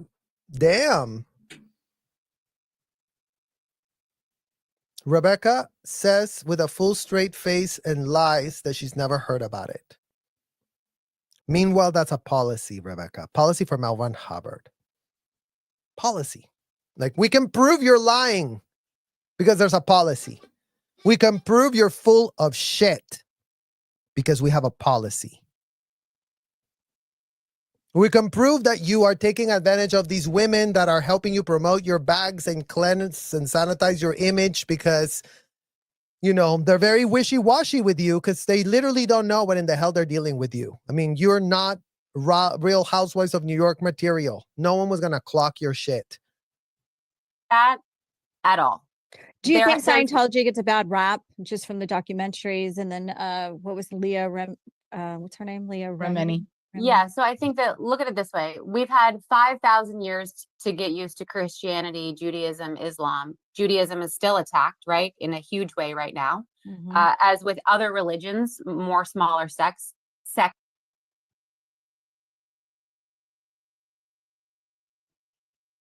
Again, you guys, Scientology has played the victim. Oh, we're so prosecuted. We're so misunderstood. We're so like everyone else. No L. Ron Hubbard loving clone following his words without critical thinking skills. Following every policy letter to the letter is like any other religion. It's a false equivalent. It's a delusion. It's something that is not grounded in reality. It's not apples to oranges. It's apples to bazookas. That's how different they are. Just FYI, Rebecca. Just FYI for you. And yes, now you're calling Scientology a sect. Damn. Glotz PR by Rebecca Minkoff. sects of religions, S-E-C-T, not S-E-X. 5,000 years to get used to Christianity, Judaism, Islam. Judaism is still a Oh, so I guess we have to wait 5,000 years so that everyone goes, oh yeah, we've been doing it for 5,000 years, auditing kids, locking them up in hotel rooms, not letting them leave, telling them to come uptown when they start crying, telling them to stop dramatizing when they show a shred of emotion. We should really just do it for how many more thousands of years, says Rebecca, before it really becomes normal. Your stink off is never going to go away, Rebecca. The stink of what you're pitching is not sanitizable. Whatever stupid idiot in your echo chamber is telling you that it is sanitizable, double check with people that are grounded in reality. You got plenty of access with all these housewives that are not in a cult. Double check if your reality is actually, the normal. Because what's your excuse to not what? You're not in a cult, stuck at a hotel, been kept away from people, and you didn't, have a chance to evolve? You said you've been in New York working with normal wogs for how many? Quarter of a century. A quarter of a century you've been working with wogs, Rebecca, not in a cult, not stuck at a hotel, not beholden to what other people, to other kids are going through right now as we speak. But you expect to be given a pass for everything and anything, and everything is great and wonderful. I mean, according to you, it is. fact, right? In a huge way right now. As with other religions, more smaller sects of religions, S-E-C-T, not S-E-X. A sect of a religion, Rebecca, is a cult. So imagine you trying to talk about, smaller sects. Yes, those are usually called the offsprings of these other religions where they can go and be more extreme than these other ones here. But they all have theology, Rebecca. That's why you can pin them down with anything, because they have a bunch of books that talk about birds, bees, and the sea, and everything is all just very conceptual, something that you're going to wish one day you had. Compliments of the convicted felon that you're worshiping at your hotel. Because what L. Ron Hubbard is not going to give you a shred of possibility is get a benefit of the doubt in anything, because everything was written, everything was applied, everything had a rule, everything was enforced as is. You all did it. No one watered it down. No one called it out. No one counteracted it. No one said anything was wrong. Everything is wonderful and great. And the kids keep getting exposed to all your abuses that you have all normalized for them, things that they cannot be a part of, Rebecca. So imagine that there's not going to be 1,000 more years that are going to go by and then go, oh yeah, child abuse is just a religious experience. Give me a fucking break. Martyring yourself as an adult is a religious experience, is covered in the literal law of the Supreme Court, Rebecca. So you being a martyr, who gives an F? No one owes you saving, but you subjecting your kids is a whole other story. The 13-year-old, the 10-year-old, the 7-year-old, the 2-year-old. They're the ones in danger, Rebecca. And you're one of those Scientology parents putting those kids in danger. And you're not the only mom. So again, you represent all of them, but you're not the only one. You're there in the same bucket as all of them are doing that stuff to their kids. You all do it. It took all of you to agree that something so disgusting and horrific and indefensible was just A-okay. Because, hey, L. Ron Hubbard told us. L. Ron Hubbard said it. We couldn't be more protected. Double check on that protection right the F now, Rebecca. Double check on that right now. And Scientology is like 75 years old. So anything new, I think, will be mislabeled as controversial. No.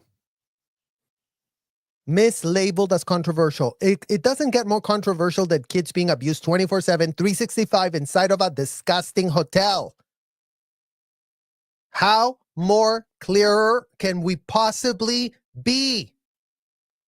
How more stupid can anyone play? All of these Scientology pitches. Oh yeah, it's controversial because it's just so new. We're not used to the stench of your shit. It's only because you've been perfuming it, pretending and purporting that you're all about a religion. Meanwhile, you're making your kids available to be abused. And if it's not yours, Rebecca, it's someone else, lending them to the hotel. And you're there at the hotel getting serviced by those kids. So before you go, not my kids, never did that, Real Housewives. I don't know what the people on YouTube are talking about. Well, how about all the other kids that are inside of the hotel, Rebecca? The ones that did get turned over to the hotel. Your brother being one of them by your disgusting mother, Sue Minkoff, and your disgusting father, David Minkoff. You're both Scientology deadbeat parents that, sacrifice another one of their kids to the cult because, David does owe a lot to the cult, doesn't he? And you do too. And I think people read media and the headlines instead of going to read a book by L. Ron Hubbard or find out. Enough of that bullshit, Rebecca. What? Do you want them to go read Dianetics where it says that if a 7-year-old little girl is getting kissed passionately by a grown-ass man, the problem is the 7-year-old? That New York Times bestseller, is that what you want people to go read from L. Ron Hubbard? Or please clarify what exact book you really want people to start reading so they really start understanding you. The first book that L. Ron Hubbard pitched, he already was normalizing, glorifying, and pitching for PDF files to not get blamed for their PDF file evil purpose, that they were going to get service at the hotel by underage kids that were going to be made available by all the Scientology parents that are like, yep, they're saving our world.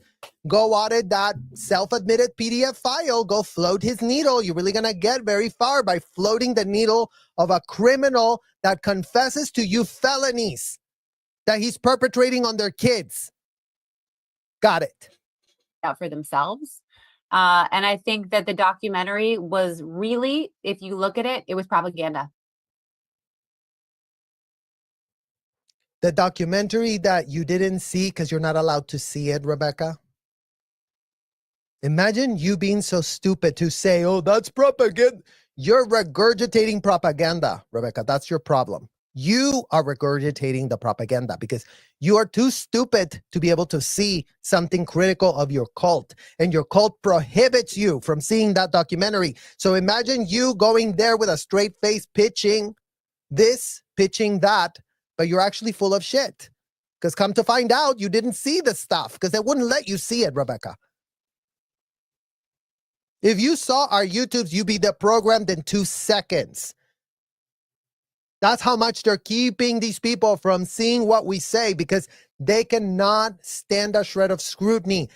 They become deprogrammed the minute they realize they've been had for utter fools because L. Ron Hubbard didn't give a single shred of an F about all his little groupie sycophants that are deluded AF, still pitching in the year 2025 or 2024 to go read a book where it does say that a 7-year-old should really getting kissed by grown-ass men and then blame it all on the 7-year-old. It interviewed no Scientologists at all. The church offered many times full open doors, sent over 25 letters to the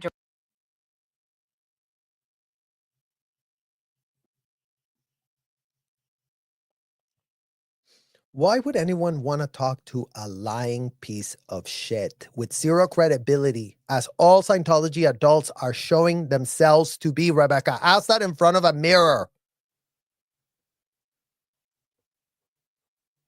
Before you Scientologists still want to keep playing this, oh, well, no one got there's our side to the story. We don't need your side of the story because you're all a bunch of prolific, pathological, can't help yourself liars. You lie faster than anyone's heads can spin. And you're depending on people being too stupid to clock your shit because everyone's glib as fuck and no one's on to you. Except the kids you effed over. So good luck going forward. Director of the film.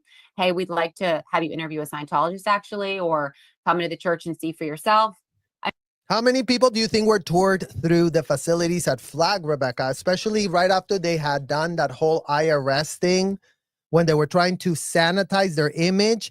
Plenty of reporters were coming through the courtrooms, Rebecca, and it was all a fucking show. Debbie Cook would come in and be like, you guys, the media's coming. Everyone smile. Oh, the young ones are going to go to the 3rd floor and supervise the adults there. We're not going to have the ones there for the cameras. We don't want the media to see you here because we don't want them to ask questions. They don't know we treat you like a miniature adult. So we want to avoid that flap. So go to the 3rd floor and not be here seen by any camera. Great. Wonderful. So, yeah, Rebecca says, oh, yeah, why doesn't anybody do that? They've done that. And some of them have been stupid enough to fall for that, especially the ones that were eating out of the palm of Debbie Cook's hand, being completely misled, being completely gaslighted because all of you don't know who the F you're dealing with on the other side. You cannot understand this because you're too soft. I mean, it goes on, and the book that it was based on was banned in 2 countries because of its libelous nature. So for me, part of the reason why I said what I said, on the show is like, read a book. Go to the book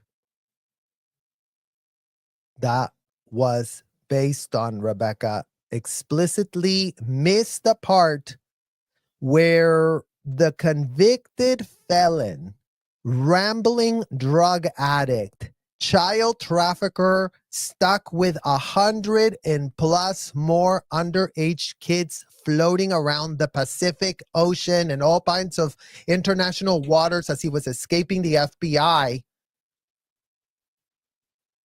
missed the fact that is that man that all our parents gave in their critical thinking skills, gave in their parental instincts, gave in their common sense, and then they gave in their kids, Rebecca. That's the problem. So fuck going clear.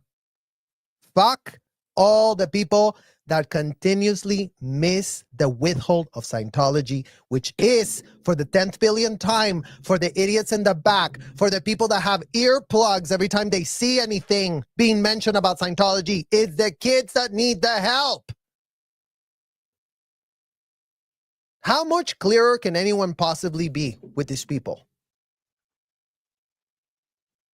Go to Scientology.org and check it out for yourself, because that's where you'll find out about it. And Scientology.org is not where you're going to find jack shit, Rebecca, and you know it.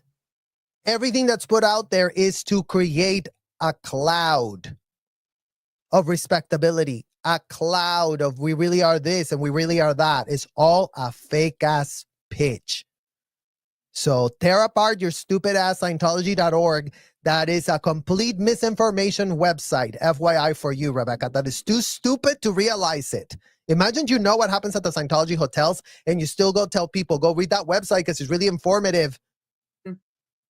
That's been my experience. It's helped me with depression, anxiety, marriage. It's helped me just. So you have no self-awareness to say that you go and outsource 3 things that you should be having a professional look at. Your father is a doctor, Rebecca. So in what world are you sitting there talking about how Scientology, which offers 2 weeks course inside of a hotel, people is who's dealing with your depression, your anxiety, and your marriage problems? What type of marriage problems are you really having? What type of solutions are they really giving to you, Rebecca? Because, damn. This industry, the fashion industry, is so, your industry too, right? It's all crazy. So if this is my one, it's so great for you to project. Everything is so crazy out there, right, Rebecca? You're the one that's crazy. If you really want to think about it. If you really actually want to have a real honest conversation in a mirror, double check if you're not the one that's a little like, shh, the Lulu. compliments of your mother, Sue Minkoff, and David Minkoff, who, you know, groomed you since you were a child. You wouldn't know any different. This has been all molded for you. You've been handed everything on a silver platter, even though you purport to have really struggled and started from the bottom. But you know what? You've had plenty of help from the cult. Say 2 North Stars for me, like to keep. Imagine calling Scientology your North Star. I mean, again, Rebecca, like you and your fucking pathetic pitches. Like Scientology's your North Star. The one that told you that kids are adults is your North Star. Good to know. Keep some semblance of sanity and grounding. Some semblance of grounding is not being seen anywhere near you, Rebecca, because you have no self-awareness and you're pitching the cult. You're pitching the rhetoric of a convicted felon. You're pitching books that state that 7-year-old girls should have no problem getting kissed by grown-ass adults. That's what it is for me. How much time do you For me, it worked out. For me, it was great. spend at the Scientology Center? Center. I don't even know what you call it. Well, you're only spending time there if you're enrolled in a class or doing the counseling that they have. So it's really up to you. Like, It's really up to you if you are entitled, if you are privileged, if you didn't sign a billion-year contract as a child and are now, you know, in the hole, indebted up to $100,000 of freeloader debt, says Rebecca. The number one shining example of an idyllic childhood where she didn't have any problems, where everything was wonderful and amazing. And she gets to determine how much she wants to spend in those hotels.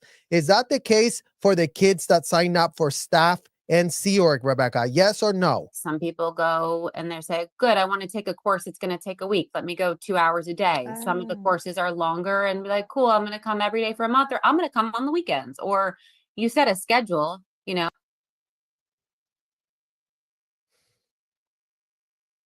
I mean, again, you guys, this is such false pitch. It's not true. You set a schedule. It's not Sue. I just want to come on the weekends. There's standard schedules. Are you going to be there every night, including weekends? Or are you going to be there every day until 6:30? Those are the two schedules, Rebecca. So again, day and foundation. So F your false pitch that you can just choose and you can just really decide and you can just really do this and you can really do that. Moreover, the kids that are stuck in the billion-year contract, Rebecca, have no such way to choose jack shit. And then it's up to you.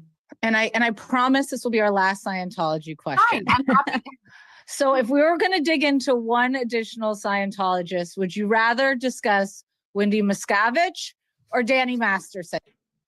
Wendy Miscavige. Wendy Miscavige to what? David Miscavige's Peter Pan? I mean, that's a Freudian slip if I've ever heard one, you guys. That is a literal Freud. She's not Wendy Miscavige. Because I saw you in a picture with Danny. I found it. Oh, Shelly Miscavige. Okay. I'll just touch on both. Okay. This whole where's Shelly thing is like, who the f- cares? Let this woman have a private life. Who the F cares? Let this woman have a private life. You guys, you heard it from Rebecca, her literal self. It's private. It's private. It's a private matter. Is something that Rebecca... Sorry, you guys. I'm going to show you something right now.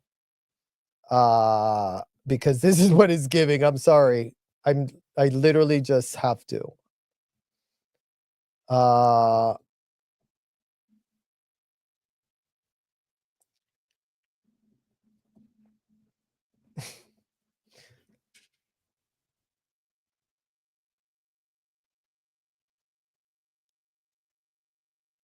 Here. Okay, you guys.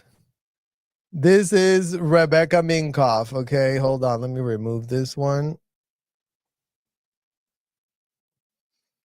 This is what Rebecca Minkoff is channeling.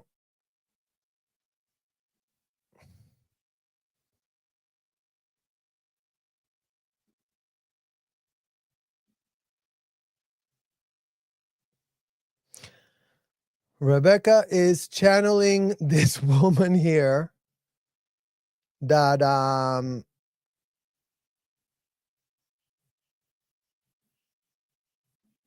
feel great, Shabana. You want to go back your country? It's private, but no, I do not. I'm from Pakistan now. How Pakistan helped and take care of you? Shabana, would you like to speak, Shabana?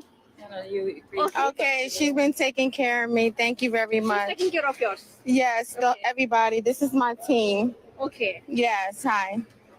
Now you are feeling well. Yes, I'm going for sonogram. Okay. so this is really Rebecca. I feel great, Shabana. You want to go back your country? It's private, but no, It's private. It's private, right, Rebecca? It's private. That's what you were meant to say. Literally, like, I'm sorry, you guys, but Rebecca with that's private. It's private. Shavana, here's my team. Shavana, no, it's private. It's private. Are you going on the Real Housewives? Yeah, to sell my bags. But what's going on with Scientology? Oh, that's private. No, that's private. No, private. That's what we have. That's what we have for ourselves, you guys. I mean, literally, Rebecca says it's private. Where the hell did our podcast go? Let's see. Yeah, here. So, yeah, according to Rebecca, it's private. Masterson, because I saw you in a picture with Danny. I found it. Oh, Shelly Miscavige. Okay. I'll just touch on both. Okay. This whole where's Shelly thing is like, who the f- cares? Let this woman have a private life. You know what I mean? Like, why is it someone's a troll on Instagram's like, get a life? A troll. Rebecca is calling, as we all know, Leah Remini is the originator of the Where is Shelly hashtag. And this is how Rebecca and every Scientologist feels about it. It's her private life. She's a grown woman. Who the F cares? And yeah, Rebecca, we're completely in agreement with you. Who the F cares? Shelly Miscavige needs to be asked, why did she approve my CSW to graduate when I was stuck with a PDF file being audited? Why did Shelly Miscavige sign her name to approve me leaving the RPF, full knowing I was stuck with a PDF file, Rebecca? That is the question that Shelly Miscavige needs to be answered. And it's not a private matter. It's actually a very public, legal matter that no one's around to answer a shred of question because everyone rather forget that I, as a child, underage, was sent there with a self-admitted PDF file that everyone knew was a PDF file, Rebecca. So before you want to play dumb saying nobody knew, everybody knew, including Marty Rathbun, the one that interrogated him and got him to agree and admit and say all the disgusting, deranged things that man was doing to underage kids. As an ethics officer, Rebecca, that's what his post was.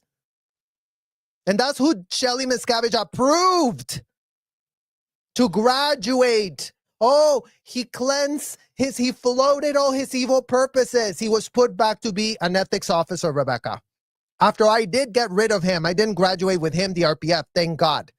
But that is the type of question that Shelly Miscavige needs to be answering instead of pretending that she can be so private. Shelly Miscavige has no right to privacy. That woman made it her own mission in life to ensure no underage kid inside the Scientology hotels had a shred of privacy because they all wanted to know how the kids were masturbating, what type of adult had been having sex with them, who hooked up with who had an out to the where. So you know what? Shelly has a lot of things to answer for, and privacy is the last thing that disgusting woman needs to be concerned about.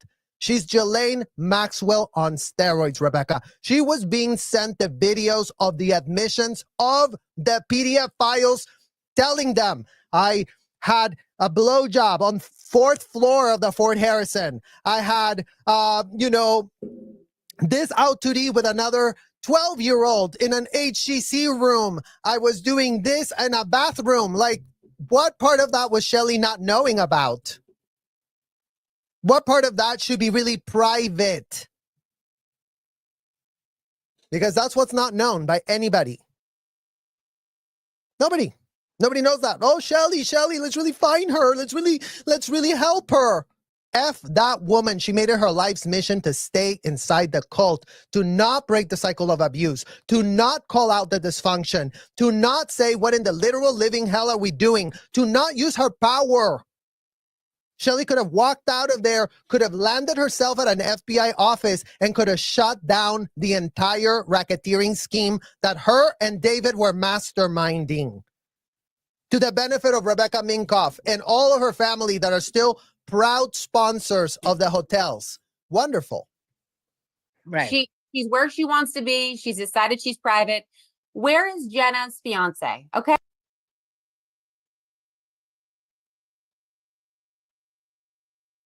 She's where she wants to be, and she decided that she's private. Well, good of you to be, sharing that tea, Rebecca. Do tell us how you know she made that decision.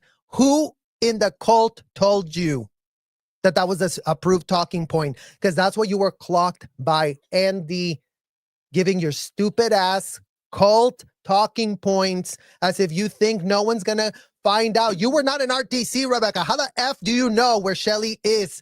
How the F do you even know who she is? Because you've been getting prepared by your OSA handlers.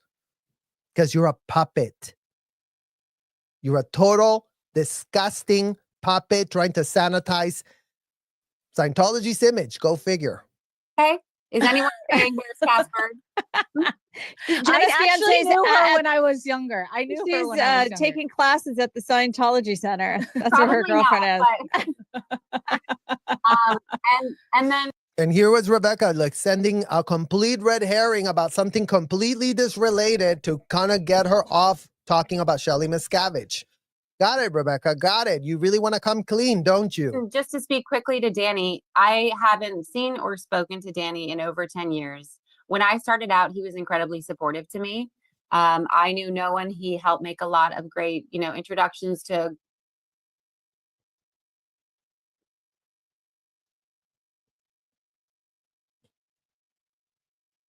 Rebecca was really helped by Danny. Really, Rebecca?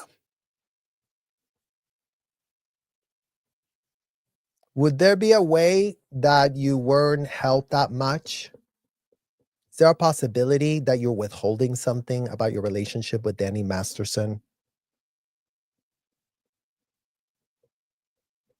Are you suppressing an overact that happened between you and Danny Masterson? Are you invalidating something that happened between you and Danny Masterson? Are you being careful of not mentioning something that happened between you and Danny Masterson? Or no, Rebecca? Or was he just helpful and great and wonderful and amazing? Girls and actresses that were excited to wear my product. To Danny, I haven't seen or spoken to Danny in over 10 years. When I started out, he was incredibly supportive to me. I knew no one. He helped make a lot of great, introductions to girls and actresses that were excited to wear my product. So as long as people are introducing Rebecca to sell her stupid ass bags, she will take anything. She will take anything.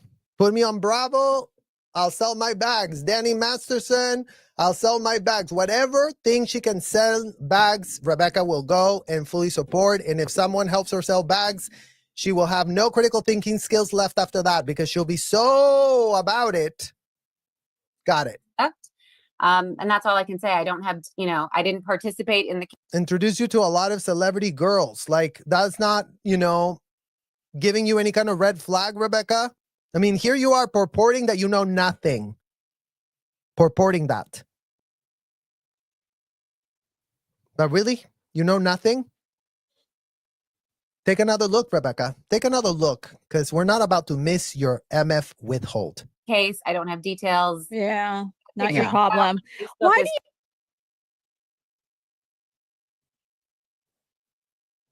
This girl said it was not her problem. I thought Rebecca was all about women empowerment.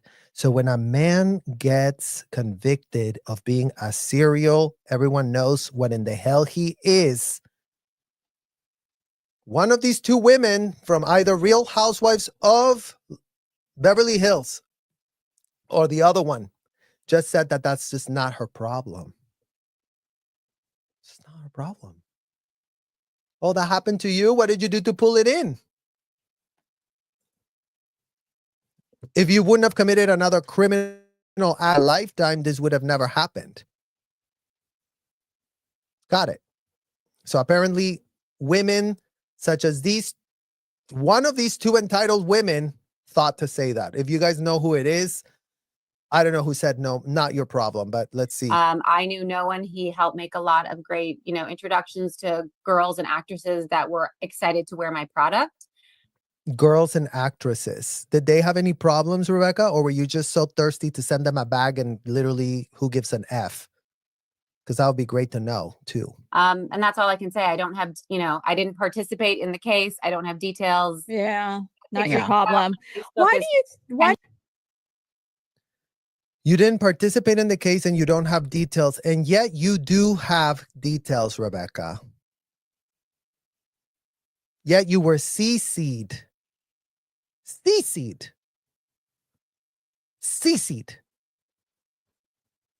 on reports that contained highly specific details, Rebecca. So imagine you lying your total, complete lying off your ass. Because you would know that you did have details. That's where you're getting called out, because you're here saying, oh, I don't have details. Didn't participate in the case. Not true, Rebecca. Not true. do you think so many celebrities are in Scientology? I look at it this way. You tend to only hear about something when the famous person is part of it. There's double, triple the amount of celebrities who are Catholics or Jews.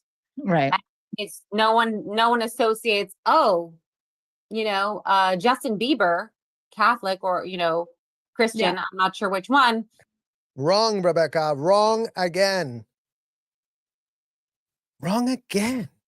How stupid can you be? How stupid can you not know that there's been so much conversation about what religion Justin had to go to? Because you know what? He was in trouble there back in the day. And it turns out that there's been plenty of religions that have been all around him. Religions he's already gotten rid of, mind you. So imagine you making a stupid point with no research, with nothing, just expecting it to land because no one has a shred of intelligence, and apparently they just take you at your word, but you make all the dumbest points anyone ever heard of. If you were going to choose about celebrities not having anything about their religion, out of anybody you could have said, Justin Bieber is the wrong person to say that, because that is so laughably absurd. There's been a lot of things said about Justin Bieber, and especially by him too, Rebecca, mind you. People usually, when they have a religion, they want to talk about it, they want to tell about it, they're going to tell people how great it is, but apparently not you. They're not like putting those two together, but for whatever reason, again, because I think it's new, right? Newer, 75 years old. I think people are just like, oh, these two things, they have to be spoken about. No, Rebecca. 75 years, this shit is old as fuck. New. Oh, it's new. It's new. It's new, you guys. New. Never before seen technology. It's been around for 70 years. It's unworkable as the first day that it was pitched, typed by a convicted felon on a piece of paper and regurgitated by his zero due diligence, lackey sycophants that clung onto every last L. Ron Hubbard word like pathetic imbeciles. At all times. You do what is going to make you feel your best and what's going to provide you support. Plus, but don't you think nowadays, like, anyone can be anything? Like, why can't we just be tolerant? Hey, if this makes you happy, great. Like, Yeah, Rebecca, I agree with you. If this makes you happy, great. Why the F are you kids exposed? Why the F are every other Scientology kids exposed? Who the F cares how you like it inside of those hotels? So first point of agreement, I agree with you. You want to continue getting audits. You want to continue getting ethics handled. You want to continue doing the disgusting grooming courses for yourself.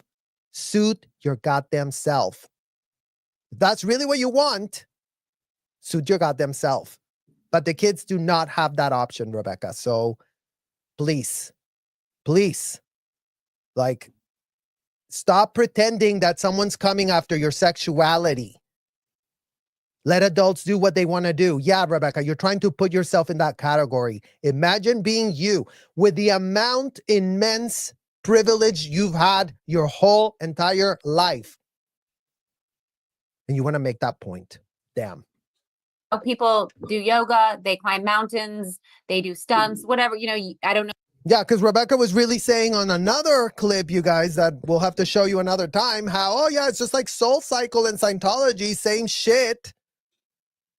Like if you want to do yoga and climb mountains, it's like Scientology. Rebecca, what in the literal living false equivalent are you really pitching here with your lies? You cannot help yourself. You just, instead of like,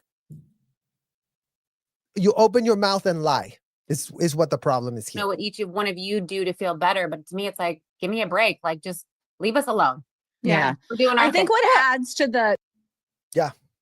Leave us alone. Leave the adults alone. Let them just, treat kids like they're miniature adults. Got it. the questions is like, whenever you feel like you can't get an answer to a question, then people dig further and they create their own narratives. Like when you had that scene with Bryn and you kind of pulled back, I was like, well, now let me get to my work, like instead of if you would have answered the question the same way you would have just answered it to us right now, it would have been like, oh, makes sense. Yeah, but here's the difference, Teddi, is you weren't talking shit about me and spreading rumors about me and then spending no time with me, getting to know me or even bothering, and then asking me my deepest, most personal question. Your deepest, most personal question is not your religion, Rebecca. Get over your goddamn self. If that's your deepest question, then really double check what in the hell your religion is all about.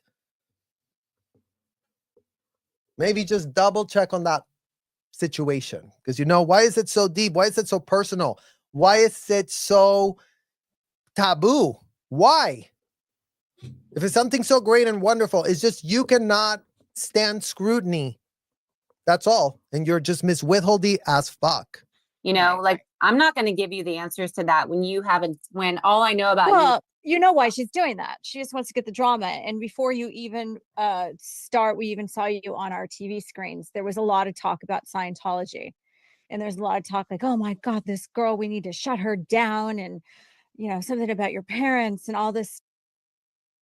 Look at these two women that do no due diligence. Something about your parents, something about Lisa McPherson, something about a woman dying in a hotel that didn't get the proper medical care, something about a criminal investigation, something about repeat of that situation right now. Oh yeah, it's just like, yeah, it's controversial as fuck because of what they do inside of the hotel. They can stop pretending that all the controversy is what? Uncalled for bullshit stuff. And so she probably is like, yeah, let's get to it. I'm going to get the drama out of her right now, not caring about you as a person. Right. There's no tone you could say this to Rebecca. There's no way you could say this to Rebecca. Rebecca is self-righteous as fuck. She believes in what she wants to believe. She doesn't want anyone to tell her no. She doesn't want anyone to tell her to rein it back. She doesn't want that. L. Ron Hubbard told her that anyone that tells her that is a suppressive person.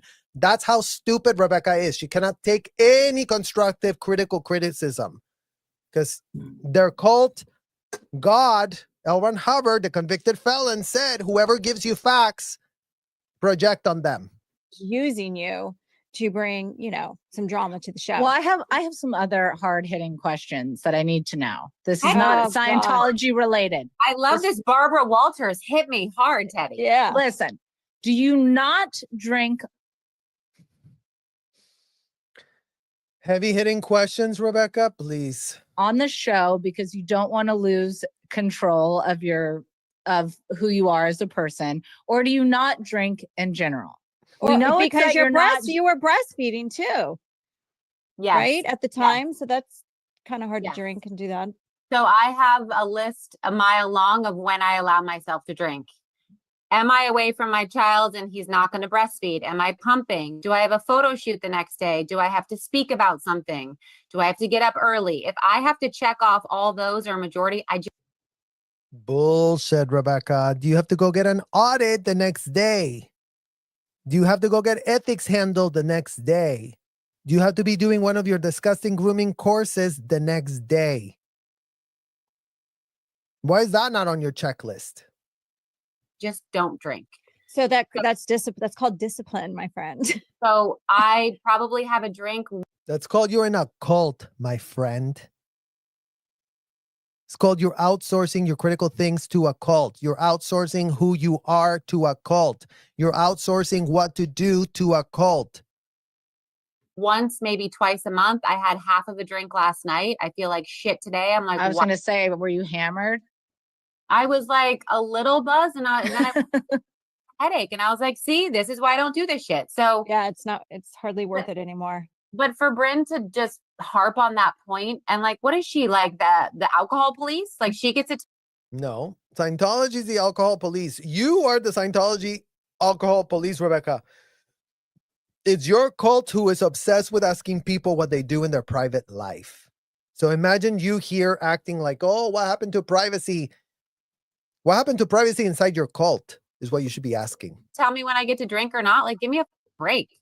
Yeah, your ethics officer does get to tell you that, Rebecca. Your auditor gets to tell you that, Rebecca. Your course supervisor gets to tell you that, Rebecca. So your bullshit here, oh, give me an effing break. No one tells me what to do. You are inside a cult. You follow the words of a convicted felon. You follow that rhetoric down to the letter. You are always being told what to do and what to think, Rebecca. So please spare us this bullshit performative theatrics that you couldn't have been more independently thinking what to do for yourself. You're checking with your cult handler. Right. But isn't that also a lot of girls in New York that don't drink? Like Uba doesn't drink, correct? Uba and neither does drink. Jenna. With us that there were 2 new people and not just one. Shit talker or leaky pigeon. Oh, I think we know that. Well, it's really up for debate right now. That's what I was going to say. I think it might be up for debate. Leaky pigeon, also up from Rebecca. Thank you. I think there might be 2 in the mix, and you know, Bryn is one. Bryn, but Aaron? again, I think Aaron. I wouldn't say is a rumor starter, but like if she's going to be tasked with a secret and a plan, those lips were leaky. If she's going to be tasked with a secret and a plan, those lips were leaky. How were they leaky? Wasn't the stupid ass plan to leak?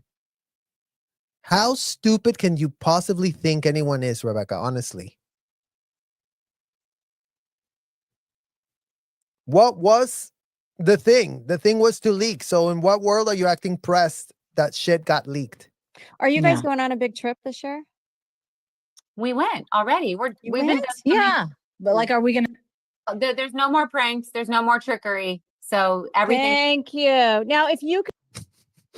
There is Rebecca. No more pranks and no more trickery. Thank you, Rebecca. Could host a cast trip. Is there someplace you'd like to take the women? I'd love to. Do you have 40% off with your subscription? Coffee problem. So I was just being myself, and it comes across as really low energy sometimes, and I wasn't. But I was like, gosh, they're all being so. It's almost like a. So you were inside your head. You were thinking all these things, but you weren't. You almost seemed like aloof, like you didn't want to be there. I think in a lot of the moments that you're seeing, I'm either saying something ridiculous coming out of my mouth, like I sneezed and my diva cup came out, or you're seeing, people trying to, like, I clearly knew Bryn was trying to stir the pot with her terrible game, right? Yeah. Yeah. So I'm not going to be comfortable in that moment because I'm like, I know what you're doing. And, you know, The terrible game, Rebecca, you are the one that started that terrible game of leaking shit about yourself. now you're picking a subject that's deeply personal to me. Like, you want to stir the pot and ask me about my marriage, my kids, my business. I signed up for that shit, but not something like this. So I think. What? Way to throw your kids under the bus.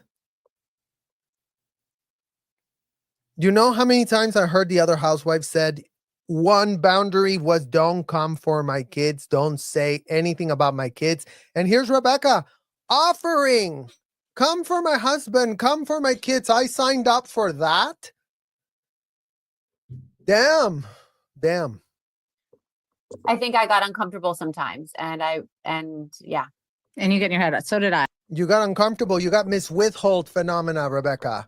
You got almost found out about shit. You got pressed because you don't want to talk about stuff you cannot answer. It makes you uncomfortable. It makes you feel weird. It makes you feel like a weirdo. And you are a weirdo, thanks to L. Ron Hubbard. Compliments of L. Ron Hubbard. You are acting like a weirdo that cannot think for themselves, that cannot speak for themselves, that cannot make or conjure up your own thoughts or opinions without checking with your cult if what you're saying is approved talking points for you to be speaking about on the cult. But you live and you learn. Can you tell us if we need to be, well, Tam doesn't need it anymore, but do I need to be using the Diva Cup? I don't think right now, with some things she shared with me last night, which I will not say, but I think she still wants it, but maybe not in the next 6 months. Okay. Yeah. Sorry.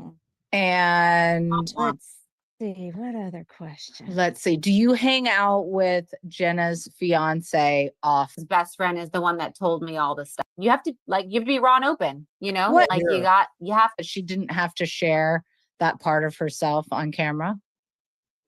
You know, I think there's been a lot of conversation between all of us about what we're willing to share and not share. And I think the consensus, especially after last night, is if you're going to be on the show, then like you have to do it. You know, Yeah. I mean, I'm willing to share my family. My husband does not want to share our kids. And that's like, I have to respect that. He's fine to go on. But I think we have to all share, like, you have to be raw and open, you know? What industry is your husband in? He's a director. Oh, so he's like, hell no, I don't want my kids on that show. A lot of men don't. No. So here's Rebecca saying that she wanted her kids on the show. And especially at the age, it's hard. He was going to come on with me, and then he sliced his Achilles, and he's like, I'm not going to make my TV debut like in a wheelchair. Like that's not how I'm going to show up as your husband. So I'm going to pass. How old are your kids? 13, 10, 7, and 2. Oh my. So just let those ages really sink in. My gosh, do you want any more? I would love one more, but my husband said I thought you had issues with getting pregnant, Rebecca. What happened to your issues? we lose our son in 5 years, and do you want to spend the next 5 years being distracted by another baby or soak it up with him? And I was like, oh, I won't do it. I mean, that's a good point. Yeah. Yeah. I mean, that is a good point. Oh, how do you feel about if some of the OGs came back to New York? Oh, I think from what I'm hoping, the Kelly Ben Simone was on like a but how Kelly stupid, on the pod. That'll be fun. And we'd love some bags. They are my style. She has no shame in her game. I gift you that you will not just throw me under a bus. No.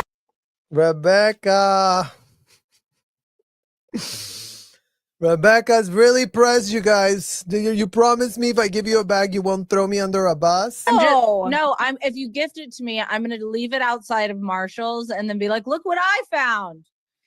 Oh my God. Not Marshall's, Teddi. Come on. Go up a level. Damn, Rebecca, you were just thrown on a bus there. Because there's Nordstrom Rack and now you're at Marshall's. And you just told this girl to not throw you under a bus. And that's exactly what she did. Sucks to be you. Ross. No, that was the point. I was really trying to be it. Ross. No, are you kidding? I have several of your bags. Yeah. And you're incredibly impressive. And it's it's insane the business that you've built. And the business that you sold that was supposed to be $100 million that sold for, anywhere from 9 to 19. People like to, sometimes give a little shit when they're maybe a little jealous. Jealousy.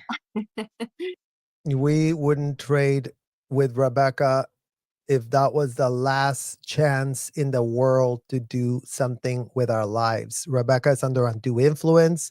Rebecca's under coercive control. Rebecca has had a whole bunch of cult handlers that she has to answer to.